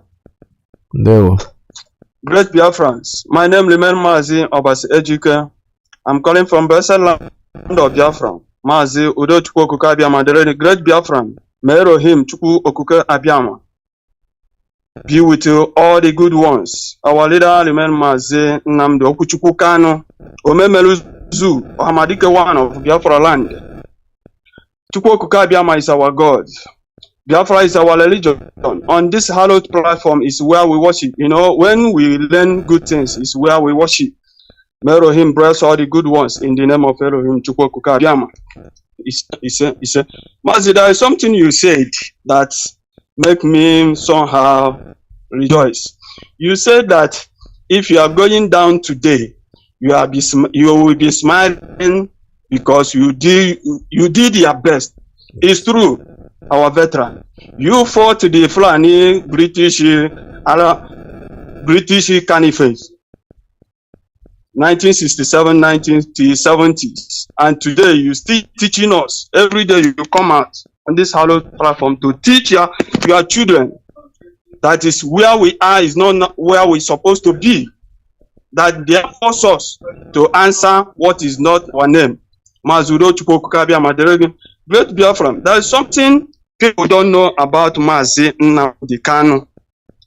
Mazi Nnamdi Kanu is a true leader, a prophet. You know, when a prophet come out speaking the truth, some of demons will be against them, and that is what Ohaneze Ndigbo is doing. All the governors, all the evil politicians in our land. It is something about people. If you are my father and you want to do a meeting, you are the host and you carry it to another man's house. You tell me you will want me to respect you as a somebody. No, these our people don't know that they are abusing our own who we are. You are from East here and you have different states here, East. That one did not contain you people, not to carry it to go to Fulani, where they are demoralizing you people and you want us to respect you. What we are asking them is not, we are not begging, and I can't, as I am, I can never be a son of a beggar. I can't. Mazi Nnamdi Kanu represent everything we want. We are not fearing any human being. God created us equal, and God blesses us mostly more than any other people. We are the richest tribe on earth. Mineral resources God gives us freely, but they are using it to destroy us. Great Biafrans, what I want everybody to know is this: we are Biafrans. We are not Nigeria. Those that are fighting to make sure that they hold us down, don't allow people to put fear on you. Don't remove that one from your eyes. What we want is freedom, like other people. Nigeria, Mazi, let me ask great Biafrans, why all the Nigerians want to travel abroad? Why? Because Nigeria is not working.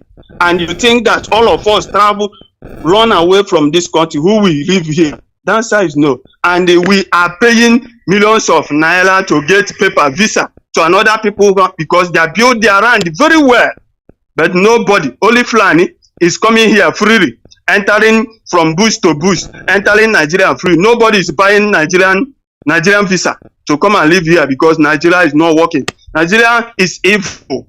So great Biafrans, what we are doing is what we're supposed to do as a people. We want to be free. Our father tried their best, but we can this thing around. We have a true leader. We will not leave it to our children. We must get Biafra. We as people must get Biafra. Great Biafrans, support ESN, do your things. Make sure you follow the line of DOS, what our leader told us.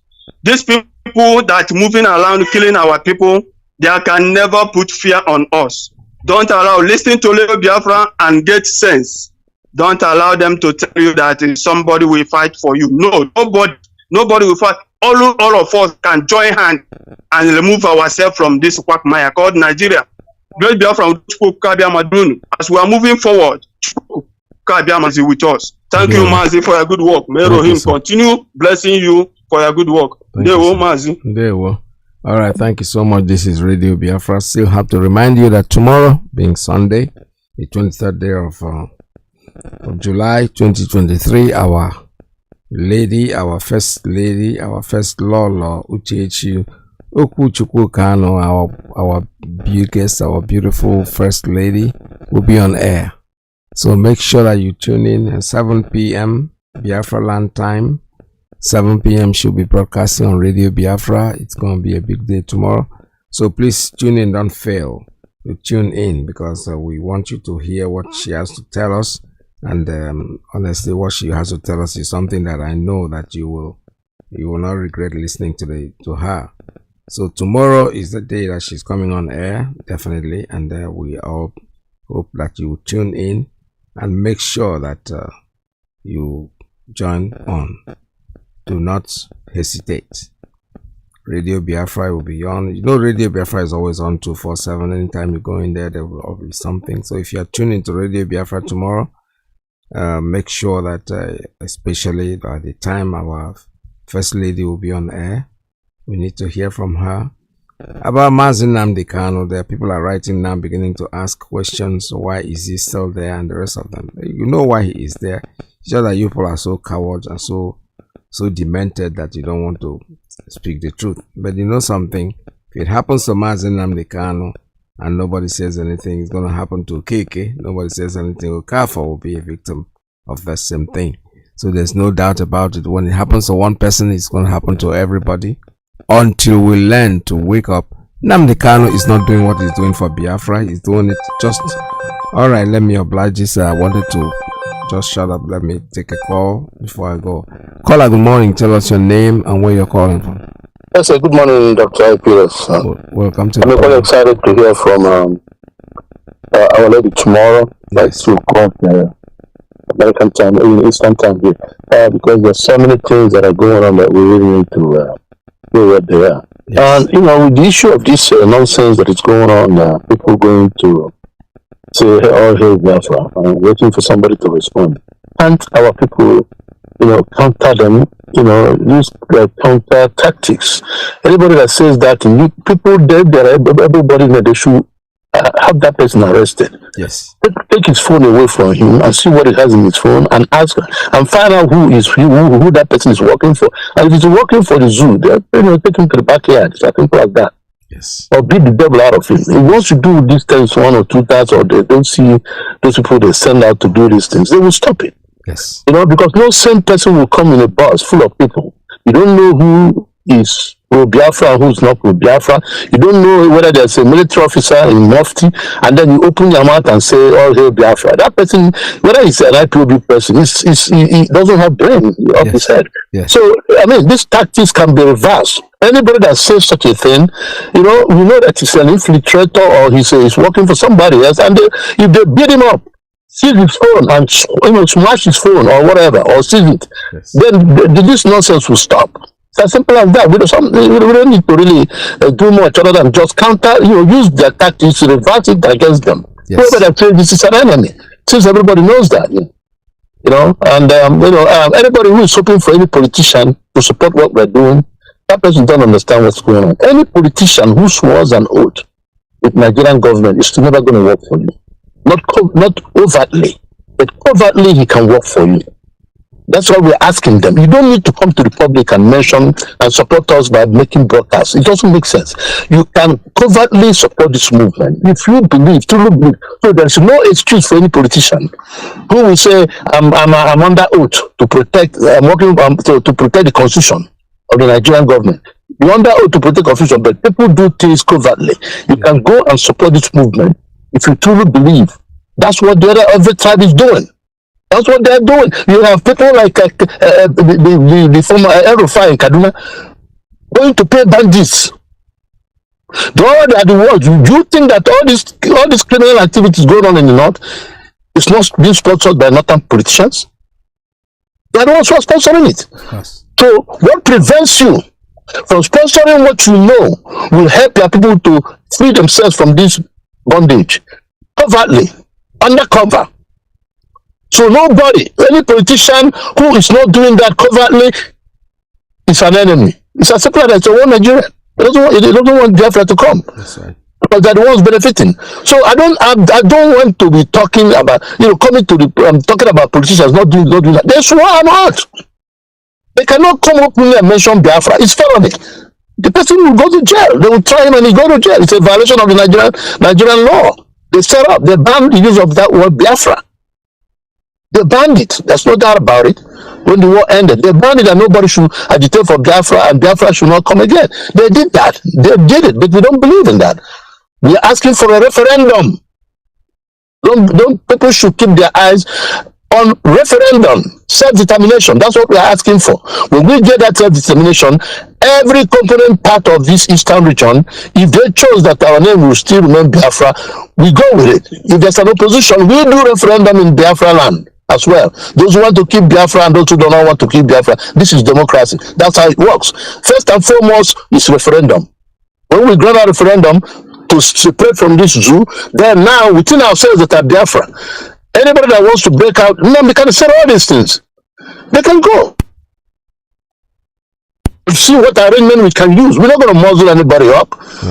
Now we can already outline that there will be Yoruba nation, there will be Ijaw nation, there will be Igbo nation. Every component part of Biafra will be governed as a separate country. And that if you want to do business, if any Igbo man wants to do business in Ijaw land, he has to partner with an indigenous of Ijaw. Now we can say all these things. To make sure that nobody will say we are taking our land or you came with dominating us. Now we can say all these things. Yes. You said it. I don't know why. Some people come to the radio and they're talking about they're not going to support you openly. Covertly, they will support you covertly. Under secret, they can be dishing out enough money to help us do what we're doing and still be answering one Nigeria. That's what the Takia, the Fulanis are using as the role of Nigerians. I want Nigerians to understand one thing. There are so many agitators in this country called Nigeria. The Fulanis are the first to start it when they want to conquer and take over the land of Nigeria. It's an agitation. And they're still doing it to today. The longest agitation we have today to separate Nigeria is the Fulanis. If you want to conquer a nation and take it for yourself and name it, you are doing what we're doing is microcosm. We want to separate a little part of us where we belong. But the Fulanis want to conquer the whole of Nigeria. They started without Mandamfolio. Yeah. And they've been doing it to today. The person that almost got it was Buhari, was the one who took it upon himself to champion it. And they started open the border in the north, start bringing their brothers all over, anywhere to come and settle in Nigeria. Their border is open. There is no border. How can you live in a country where you don't even know who is a citizen. Even the Yorubas are not smart. Can you maintain all these people coming into Nigeria and you stay in a country where a religion says one man can marry 4 wives and have 25 to 30 children, and you marry only 1 wife, you have 5 or 6 children? Who will take care of the whole children these people are having? Don't you know that is enough for you to separate from them? That is what is called people of what? Similar ideologies from a country, not divergent ideologies. Yes. It does not work. That's why Nnamdi said, do you think America will welcome, will ask Saudi Arabia to become part of the United States? What are they going to follow? America's practice 1 woman, 1 wife. So even if you're a Muslim in America, you must abide by 1 woman, 1 wife. There is no way we will be one country without trouble, because their religion already separated us. If you're a Fulani man, if you're a Muslim, you have 4 wives or more. I have 25 children. How do you maintain it? From the same resources that I only have 1 wife with 3 children? Then you should change me. That's why they created so many 500 and something local government in the north. Why we have only 200 and something in the south, entire south. How is it going to work? The resources is going to them. How are you going to maintain them? Don't people think we can never be one country, for God's sake? No. God bless you, my brother. Bless you too. Thank you so much. Thank you very, very much for your call. This is Radio Biafra USA 2. This brings an end to today's program. Please stay tuned, don't go away, because Mazi Alozie is coming in next. The USA 1 is coming in next, and by His grace, tomorrow we shall be together again. Alright, this is Radio Biafra. We keep reminding you that Biafra is our religion. When we speak on Radio Biafra, it's like a church. We are speaking, we are telling you that here on radio is where we worship. Stay tuned, don't go away. Tomorrow is another day. By His grace, we shall be here. From me to you. Shabbat Shalom one more time to each and one of you. But don't forget, tomorrow is very important. Our lady is speaking to us. Our first lady is be on air tomorrow, 7 p.m. Biafra land time. Please make sure you tune in. Thank you. From me, from here, it's goodbye. I believe. Listen to Radio Biafra. It's where we worship. As a chuko kike abiyama. Let your kingdom come. Listen to Radio Biafra. It's where we worship. As a chuko kiki abiyama. Let your kingdom come.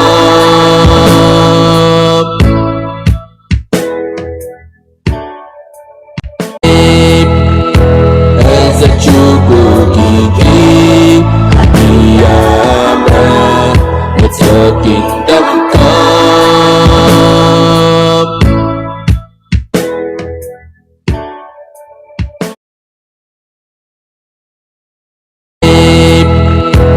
As a chuko kiki abiyama. Let your kingdom come.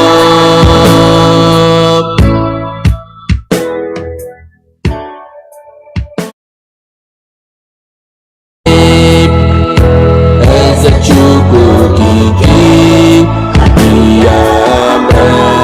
Let your kingdom come.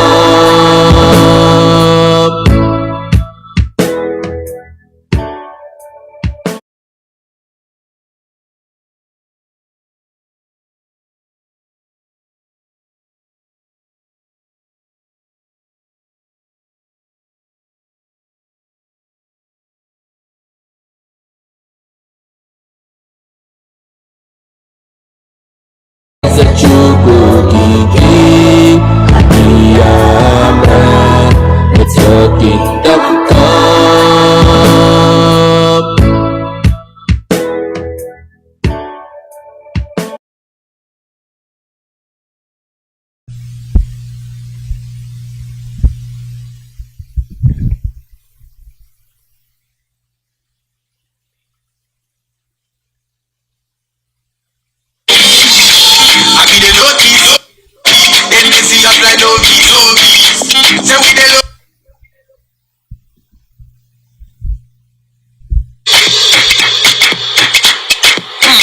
Nnamdi. Okwo megunu vamnanya na. O megunu vamnanya na. Unu bwanya manuna ada kuzo.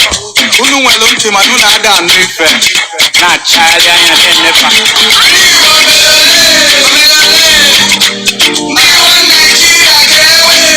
One Nigeria, how market?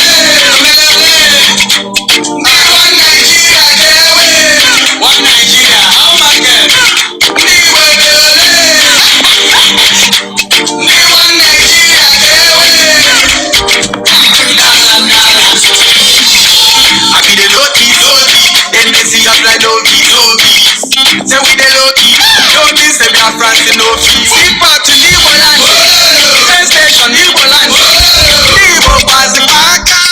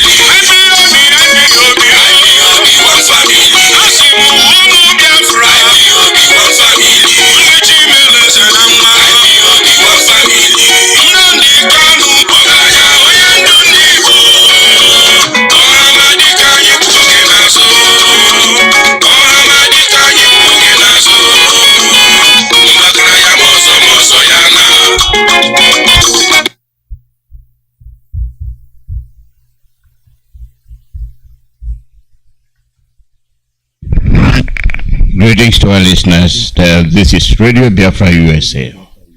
We are coming to you through Radio Biafra London and IPOB Community Radio, directed by Leader His Excellency Mazi Nnamdi Kanu. My name is Mazi Iyke Mazi. Today is July the 22nd, 2023. As you know, the women will be here in less than 3 minutes. Not to waste time, First Lady Lolo Kanu will be on the air tomorrow, 7:30 p.m. Biafra time, and I hope many of us are going to tune in to listen to her address. We have our people, our Biafrans. When we talk about our issues, by now nobody should be thinking otherwise to what is happening and where we're going. They make the laws. The laws are made to be against you, not in your favor.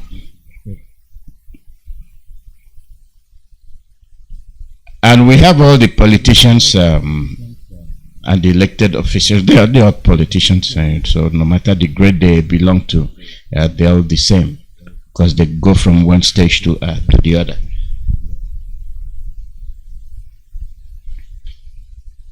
Our leader Mazi Nnamdi Kanu is the focus.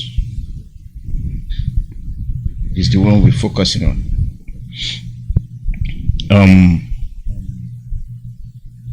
Why is he in detention? Who is the one responsible for holding him? We were stopped yesterday. Who is the foolish one? We or the Fulanis? You remember me raising that issue yesterday. One Nigeria. Really? Really? We do things to please others, not us.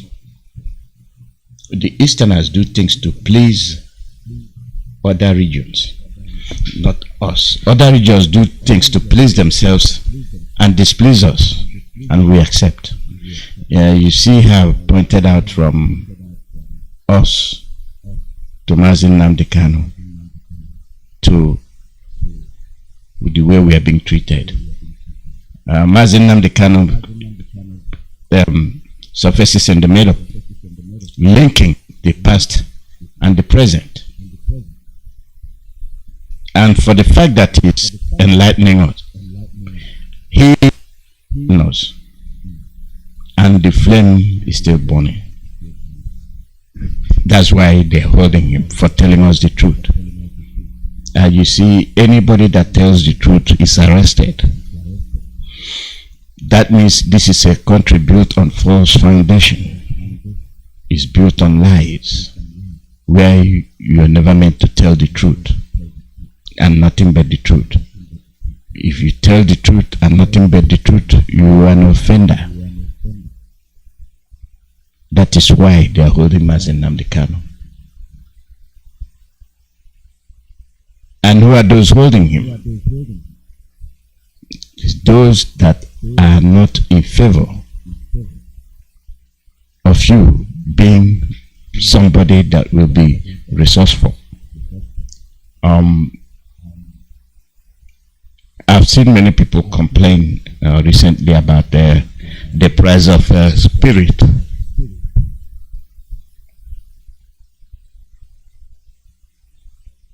Whether you spirit or petrol or gasoline, it's the same. And you remember when Dangote, what's that his name? The senator that was praising Dangote refinery. When the supply is limited, the price is high.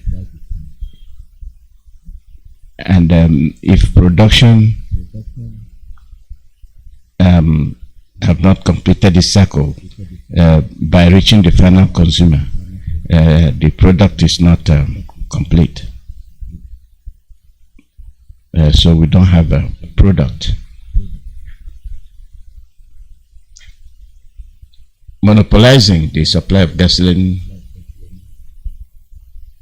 is a crime, because now we have that barrier affecting everybody in that contraption. Why must there be one refinery? Who are those responsible? The foreigners. And we continue to call them. We continue to blame them. What effort are you making to hold them responsible? When our leader Mazi Nnamdi Kanu pointed this out, they said, Batayabuya.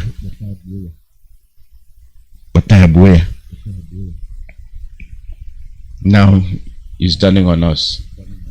It's dawning on us, and we have to bear the consequences.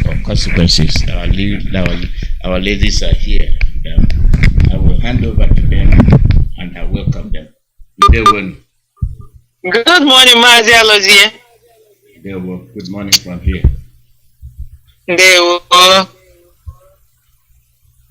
Over to you. Okay, thank you very much, Mazi Alozie. My sisters, we are on the air. Thank you, Mazi Alozie, for this opportunity one more time. And thank you, Ezechukwu Kabiama, for your grace and mercy in our lives to bring us back on this wonderful Saturday morning. Good morning, His Excellency, Onyendu Mazi Nnamdi Kanu. Good morning, Mazi Alozie. Good morning, my sisters. Good morning, good afternoon, good evening, amazing IPOB comrades, great Biafrans and lovers of freedom. My name is Dr. Tina Iberechukwu. I am a Biafra from the heart of Biafra land, Olu province. We welcome you to IPOB Women's Saturday morning program. We are coming to you from the United States of America. It is a wonderful Saturday morning here, and I hope wherever you are, you're enjoying the summer months in the Northern Hemisphere. Today is July 22nd, 2023. We're coming to you here live and direct on Radio Biafra, USA. We're here to add our voice as witnesses to what our leader has propagated from the beginning, that Biafra should be restored and our people should be set free from the dungeon of the Nigerian zoo. Radio Biafra USA, of course, broadcasts from Radio Biafra London, is our mother station that was established by Onyendu Mazi Nnamdi Kanu to make sure that the voices of Biafrans are heard when they start killing us again, because they have started and they continue to kill us. If you don't know what and you don't remember, and this is your first time probably to listen to Radio Biafra, you don't know what happened to the Biafran people in the 1960s.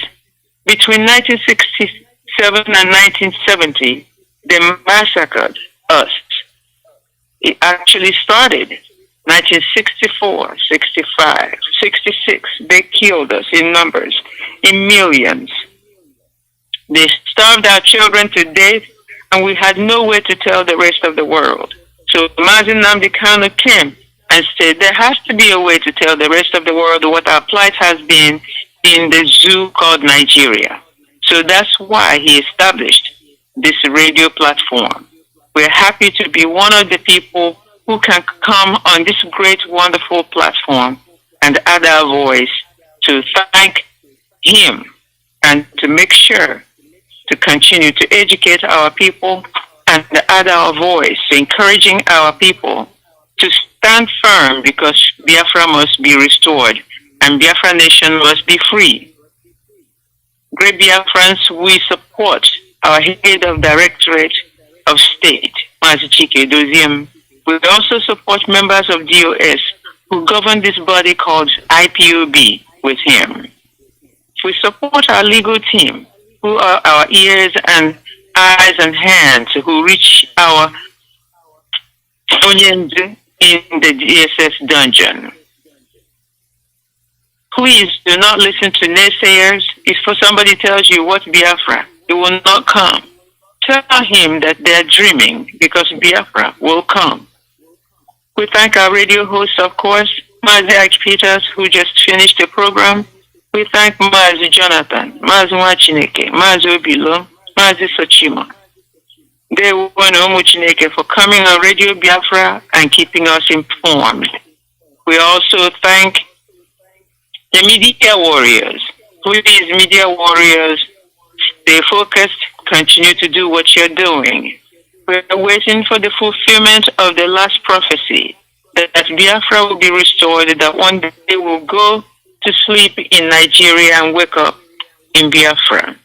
We await for that fulfillment of the last prophecy. Oh God, please engage all your angels, your warring angels, and even the peaceful ones, to go and free our leader from the DSS dungeon.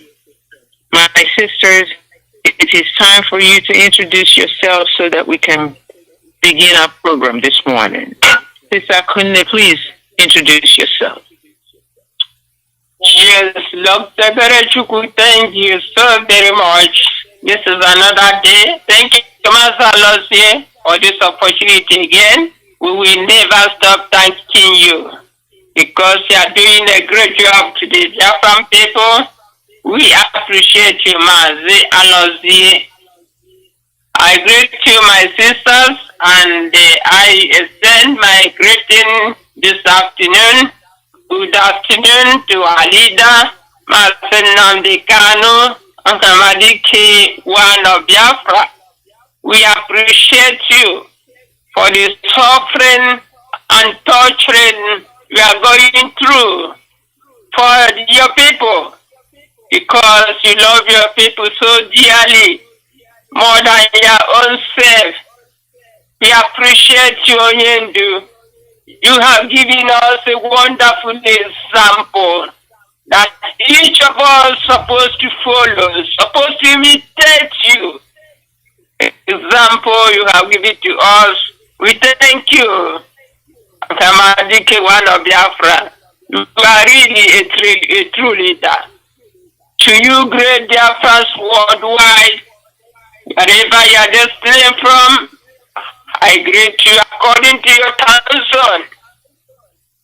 As always, I welcome you on today's Saturday's program, US. I thank all of you so much for coming and being with us. I greet the DOS, all those working so hard for the restoration of Biafra. Wherever you are, you are supporting this amazing, noble, peaceful movement to restore Biafra. I thank you from the bottom of my heart, because this is the only hope we, the Biafran people, have to restore our nation and to live as a normal human being in this planet Earth. My name is Akune. Akune is from Owerri province. I thank you so much, Dr. Berechukwu. Sister Victoria.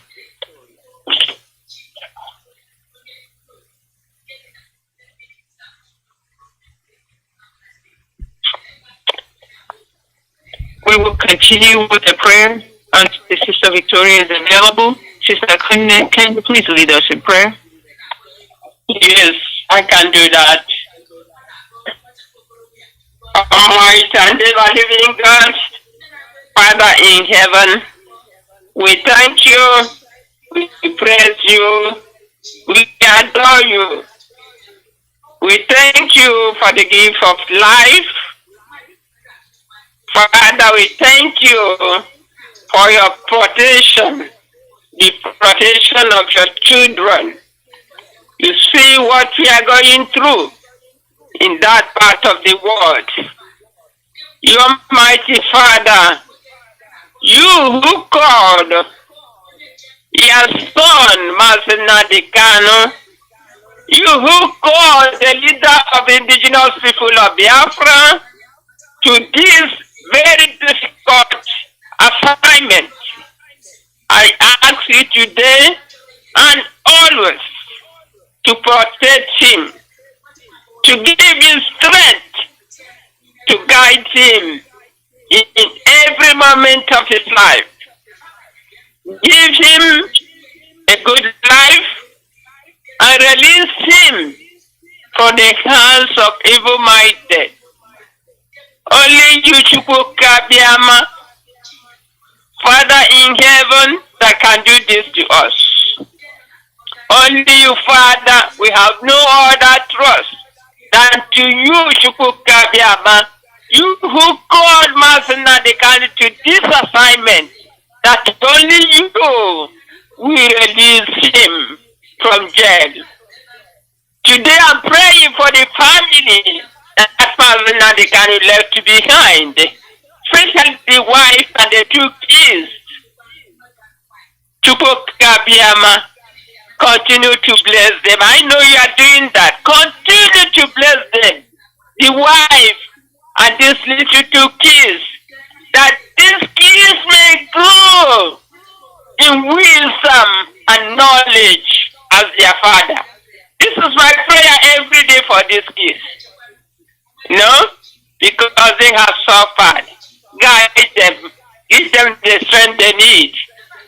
I pray for DOS, all that they are doing night and day, to see that our leader is released, and to see that the referendum is giving the Biafran people to decide their way in life.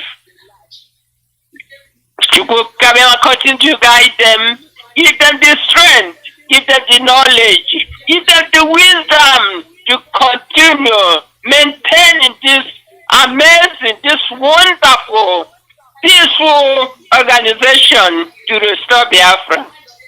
Chukwuka Biama, the Eastern Security Network, Father, guide them, because they are our hope. Guide them, Father. Don't let shame be poured upon your people. Bless all our IPOB worldwide. Whatever they are doing to help the restoration of Biafra, give them the knowledge as well, the wisdom, that only Biafra restoration will make us to kill as human beings. To our Biafran people, all of them back home, suffering in one way or the other. Chukwuka Biama, keep them and protect them. Give them the necessary things they need in life to continue living as normal human beings.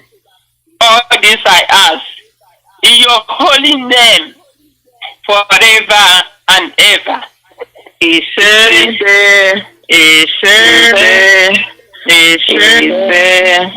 Thank you so very much. Before I tell us what our theme remains, Sister Victoria, would you please like to introduce yourself and then we'll begin? Thank you, my sister. Thank you. Good morning, good afternoon, good evening, fellow Biafrans, lovers of freedom and freedom fighters all over the world, the people who are still standing their ground irrespective of pressure coming from all around. I want to thank our DOS, just like we always do, and the entire people working in that team. God will bless you for not selling out, irrespective of accusations. I have come to understand that when you are doing the right thing, the army of accusation will come to throw you off, but you stayed never wavering from the standard that you learned from your leader, Mazi Nnamdi Kanu. Thank you so much. Because you stayed, that's why we are here. Because you refused to sell out, that's why we can speak.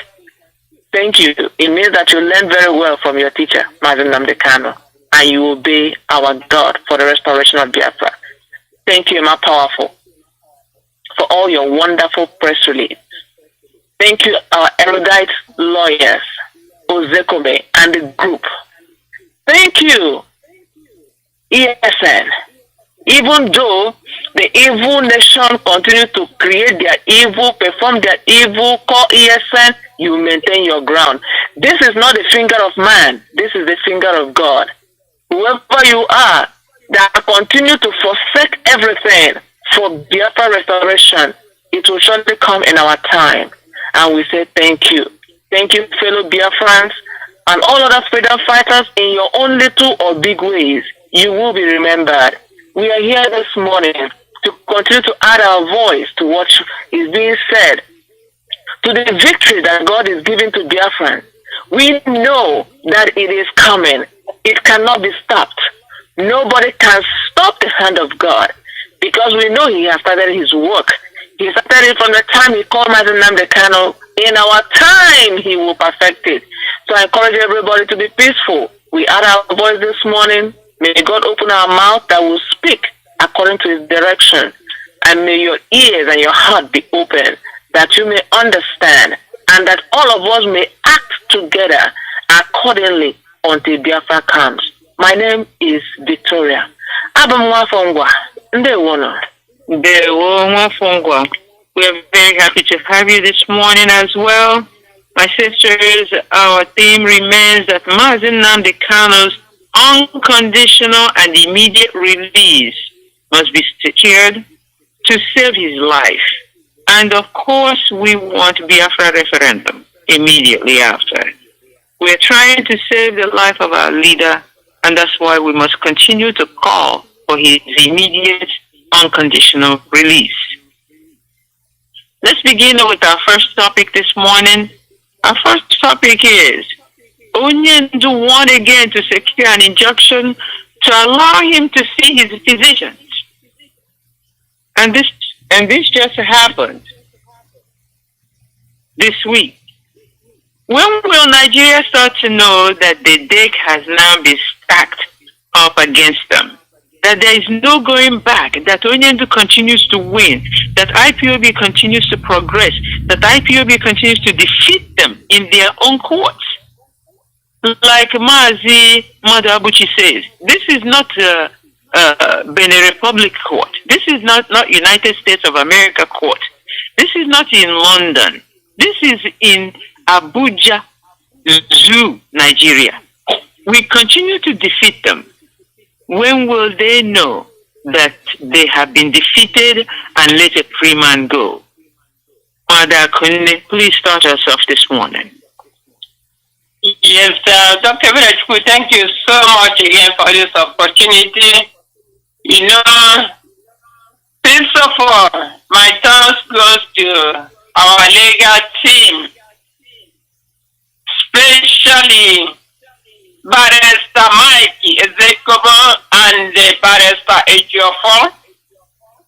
We thank them so very much because without them, what do we know about our leader? You know, my people, victory for Mazi Nnamdi is a victory for all Biafrans. Mazi Nnamdi have been winning Nigerian government and still continue winning. This is a victory for all of us, not only for Mazi Nnamdi. And we are very grateful to see that our leader is innocent. And all the accusation they put upon him, all are fake. They are suffering Mazi Nnamdi today with no reason. You have seen that both Nigerian, both international, their cause, both local and federal, Nnamdi Kanu is innocent, and they still hold him as Nnamdi Kanu. This man did not commit anything against any law, not the law of Nigeria or the international law. Did not commit anything. Actually, he is held in solitary confinement in a filthy Nigerian court for no reason, for their own interest. Let me say this a little bit for those probably or always there will be somebody joining you for the first time in whatever you do. Mazi Nnamdi Kanu, for those who doesn't know, is the leader of millions of people. Is a leader for those registered IPOB.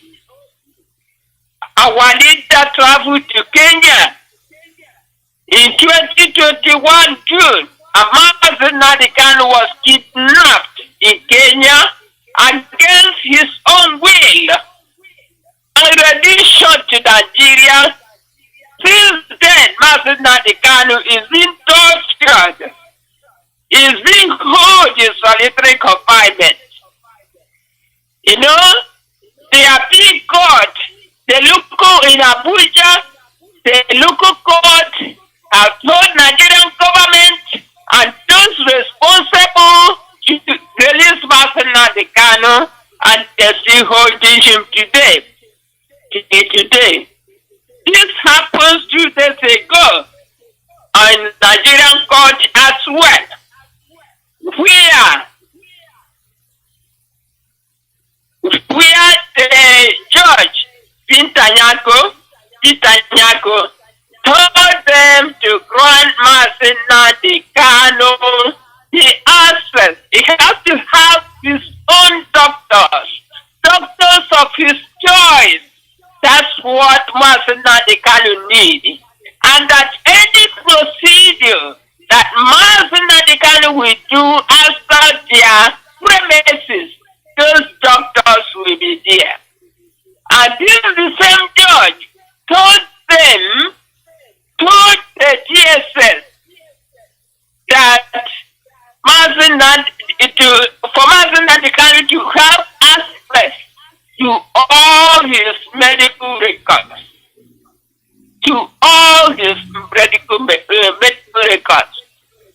This is not the first time Peter Nyako has ordered the DSS, on the matter of Mazi Nnamdi Kanu, and they refuse to do it, and they don't do it. What I expected from Peter Nyako this time is to release Mazi Nnamdi Kanu, that enough is enough. Mazi Nnamdi Kanu needs to be released. By the way, what is Mazi Nnamdi Kanu doing in DSS dungeon today? Because he has been discharged, he has been acquitted. Mazi Nnamdi Kanu should be in his home now. Not talking of giving access to this, giving access to that. So my question is, who is these people called the DSS? Are they the president of Nigeria? I think they are under people. They are not the head of Nigeria. I know they represent important position, but still there is somebody. They are under somebody. Under somebody they are. So what? Can they fire these people? Can they judge them? What we are saying, this is injustice. Injustice that Nigeria is committing to our leader. Release Mazi Nnamdi Kanu. We are above of all this, giving him access to this, access to that. He's supposed to be a free man today, living in his house with his own children and wife. And still, they are holding him for no reason, torturing him because he wants better life for his own people. You see, few days ago also, there is this, you call Director General of the State Security Service of the same Nigeria, the same people harassing one of our lawyers, Maxwell Opera, I think so. Okay, this DSS member, the head of DSS, called what is the name? Jesufu Magaji, whatever is his name. What I'm saying is this man, the president of Nigeria, is he the judge, the general, the judge of Nigeria that cannot obey the law, that cannot listen what the judges are saying? I do believe that this man, the Director General of the State Security Service, has a responsibility. I do believe he has a responsibility, but I don't believe that he does his responsibility because he keeps on harassing people and not obeying the court order. They are not obeying it. And people are watching them and see that they are the most people that disobey the order in Nigeria. So my question is, nobody can fire this man, or this is what Nigerian government wants? Probably that's why they don't want to fire him. As I said before, this man has a responsibility and he should go and carry it on. One of his responsibilities should be the correction of intelligence for the good governance, and national security. I think this should be one of his functions. His duty also the protection of the states and its officials and the protection of the citizens of Nigeria. Rather, this man keep on treating people, holding people custody. And many Nigerians, especially Biafrans, have died under this man. What type of a country? What type of country that this man cannot be fired? My dear sister, I can go on and on today, but what we are asking is, our leaders have been winning Nigerian court, and it is time for all of them to understand that Mazi Nnamdi Kanu is innocent, that Mazi Nnamdi Kanu needs to go home to his wife and children. Mazi Nnamdi Kanu has to be released. Mazi Nnamdi Kanu represents millions and millions of people. Believing in Nigeria will never have peace till they release Mazi Nnamdi Kanu. He said it is his right to go home. He never wronged anybody. While the Nigerian government, they keep the terrorists, killing people, they protect them, they sponsor them, but innocent man looking for better life for his people are hold in solitary confinement more than 2 years. This is injustice. The word, this is injustice. This is injustice. Nigeria must pay all the damage they have committed on the life of Mazi Nnamdi Kanu and other Biafran people detained with no just reason. Thank you, Dr. Beretu. Thank you very much. Well spoken. Thank you for making us understand that topic. Sister Victoria, are you available?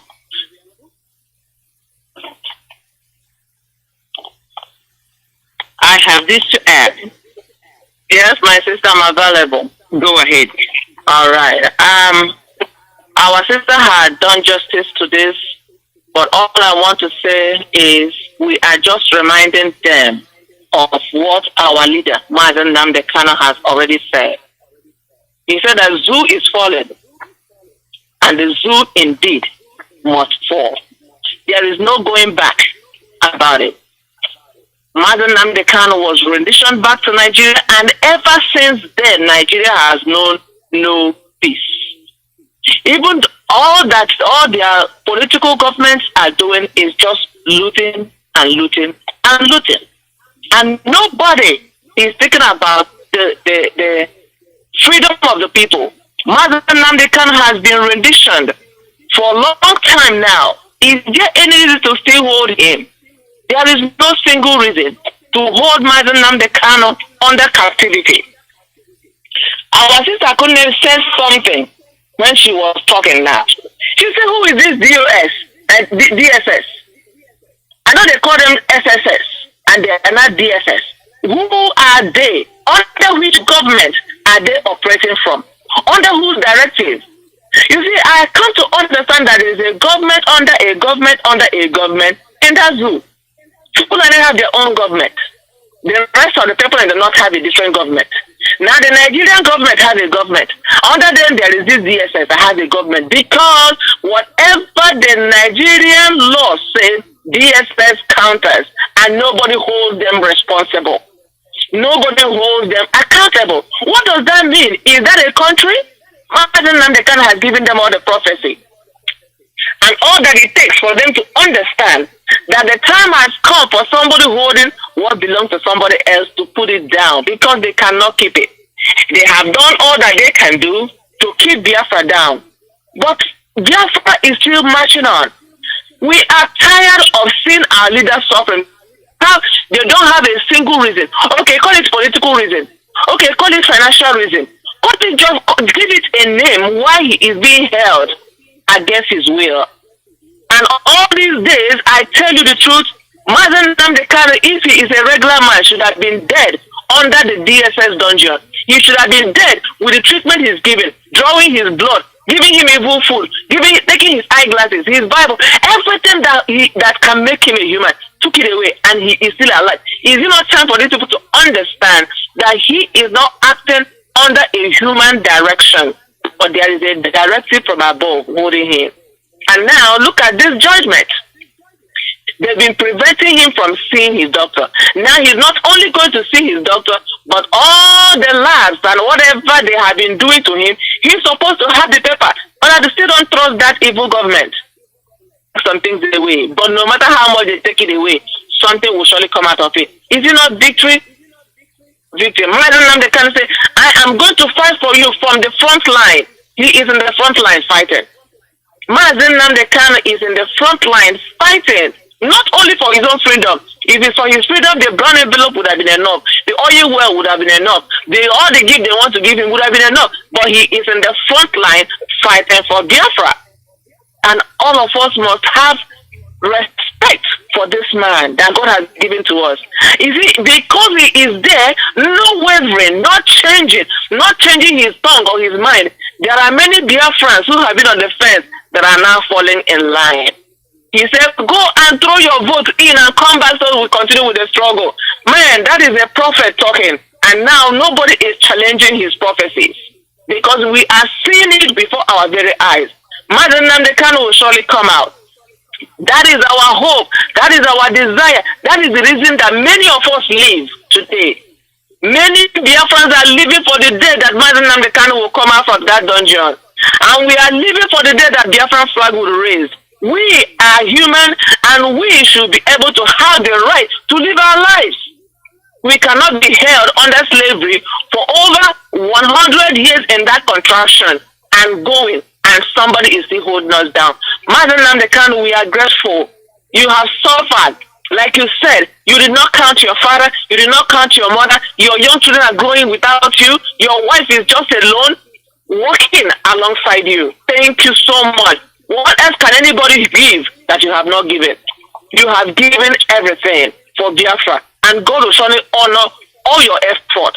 He has placed you there. He has given you that victory already before it comes. Release our leader. You have his one step out now, I believe. Just being able to get his own doctor is one leg out. He is out, and God will surely bring him out. And Biafra will surely have a victory. That is all it takes. Run your government in however you want to run it, but release our leader for us. Let us live our own life. And that's what I can say right now. Thank you, my sister. They will. Thank you very much. The courts in Nigeria has no power. That's what they're trying to prove to us. That's what they are trying to prove by letting the DSS or SSS do whatever they want to do. They have no power. Binta Nyako, in her own high court in Abuja, has pronounced injunction after injunction, ruling after ruling, and none of them have been followed. Nigeria is definitely a zoo. When Mazi Nnamdi Kanu used to tell us this, we used to just take it as a phrase. This is a zoo indeed. There is no power in the court system. But remember that there are 3 branches of government in democracy. There's the presidency that acts alone. There's the judiciary that acts alone. And then there is the Senate and the people's representation in the government that acts by itself. When they make laws, then the laws are being carried out and enforced by this judiciary arm that is supposed to regulate the law enforcement. But the law enforcement that is under the judiciary don't obey. They don't give the courts any respect at all. That's why Nigeria is a zoo. And again, the prophet said, the zoo must fall. And we used to also take that as, oh, he's just speaking. No. The prophet has said it, and so it shall be. The zoo must fall. I give my utmost respect to the leader of the indigenous people of Biafra, Mazi Nnamdi Kanu. He actually knew. He saw tomorrow. He knew what he was speaking about. Everything he said, when you listen and think about it, is all in line. Some of them might sound cliche at the beginning, but as we move along, you see it. Like people say in Biafra land, koro koro, it just happens in your eyes and you look at it and it's palatable. You can see it, you can feel it. The zoo is falling. There is free falling of the zoo. There is no going back. No going back.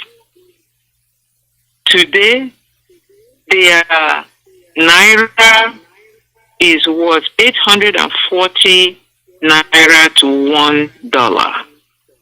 I am sure it is up to in the thousands now to £1.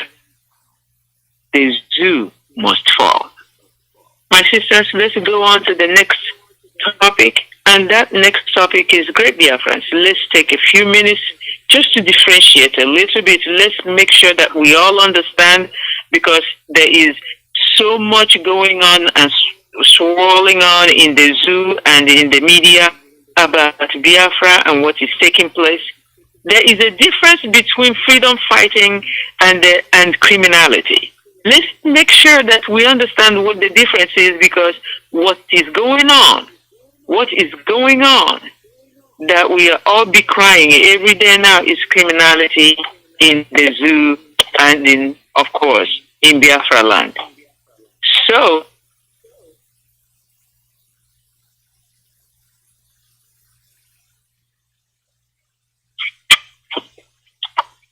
but anyway, my sisters, what is the difference between criminality and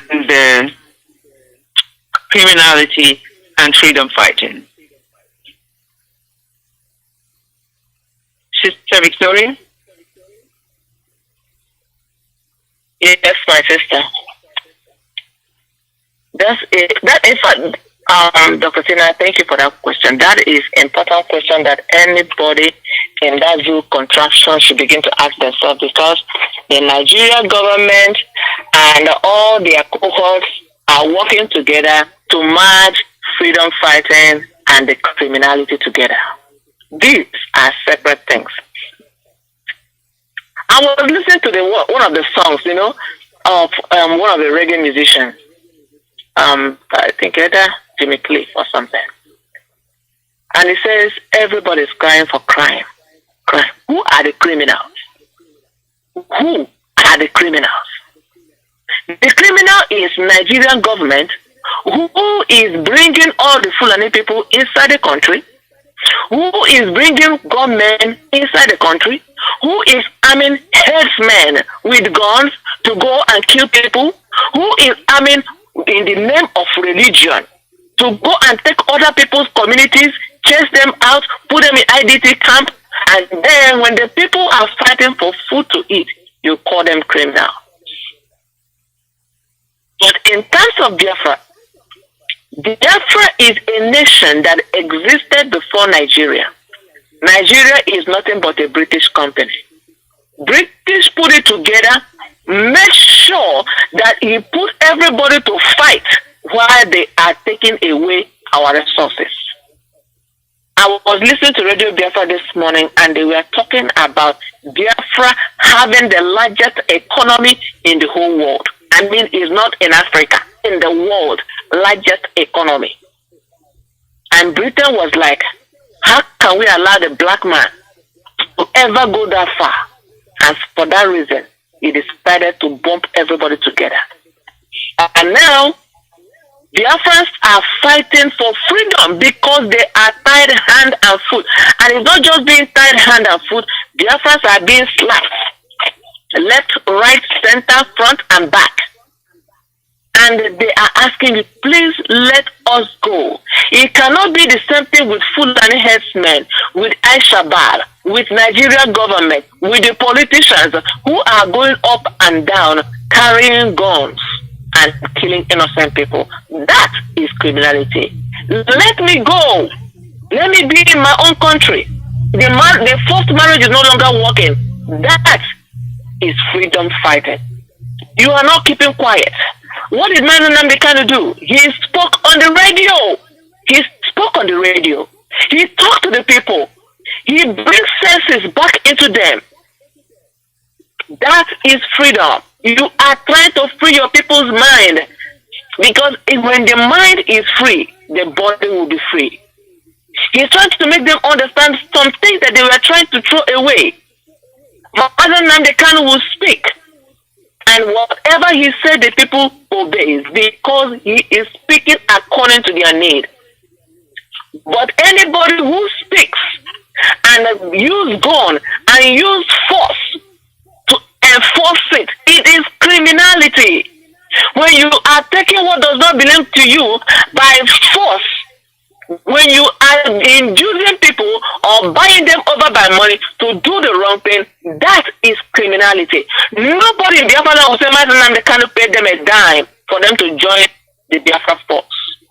Nobody in that contraption will say that Nnamdi came and I requested for a brown envelope for him to do what he's doing. That is freedom fighting. It is selfless. You give what you have. You support the movement and you move on.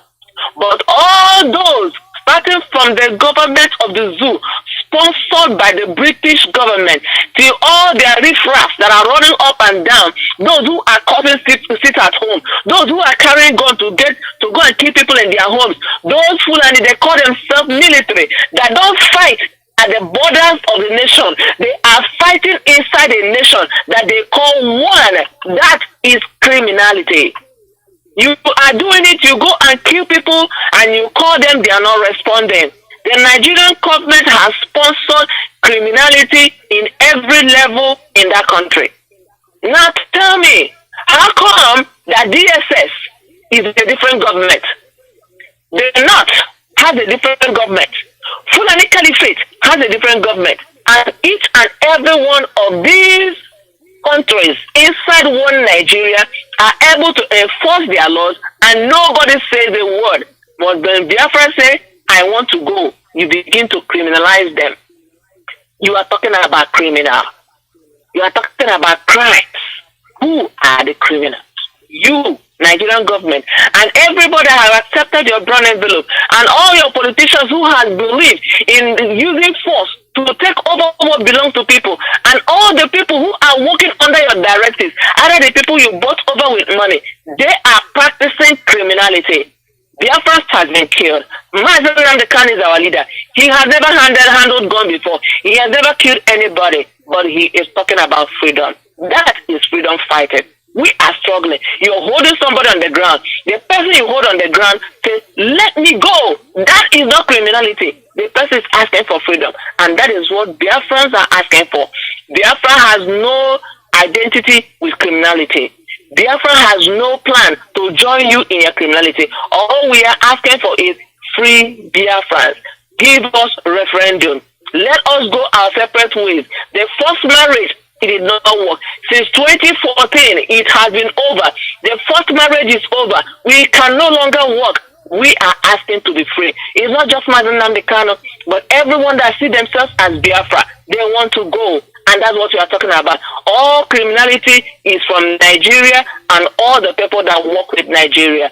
In whatever shape, in whatever form. By their fruit we shall know them. If you say that you belong to IPOB, if you say that you're working under Mazi Nnamdi Kanu and you're carrying gun and you're forcing things, you are a criminal.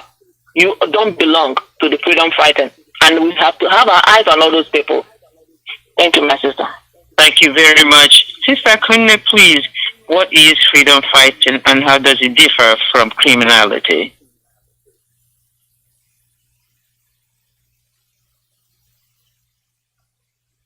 Can you unmute yourself? Oh, sorry.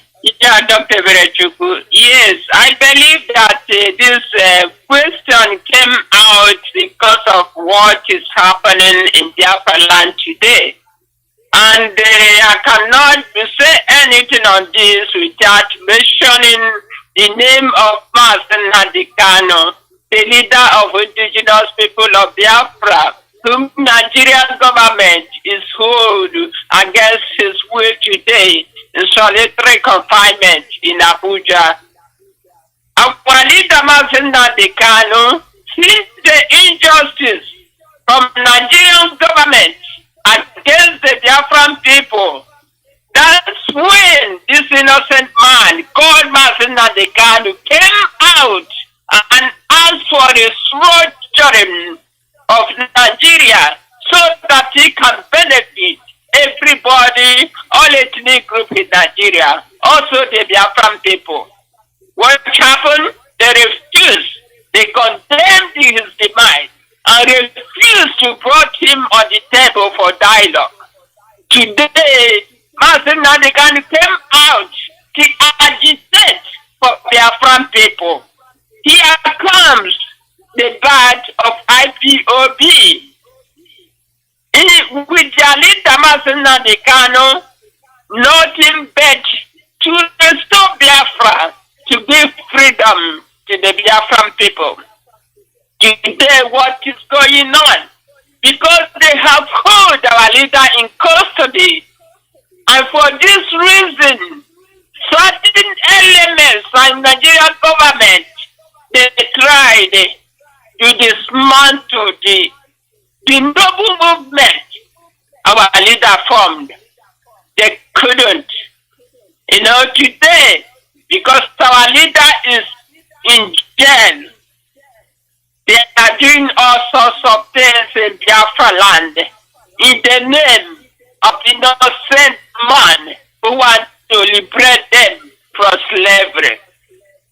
Enforcement of it at home is not accepted in Biafra land. Mazi Nnamdi Kanu and the every enslaved Biafrans condemn these criminal behaviors going on in our land. Who brought this behavior?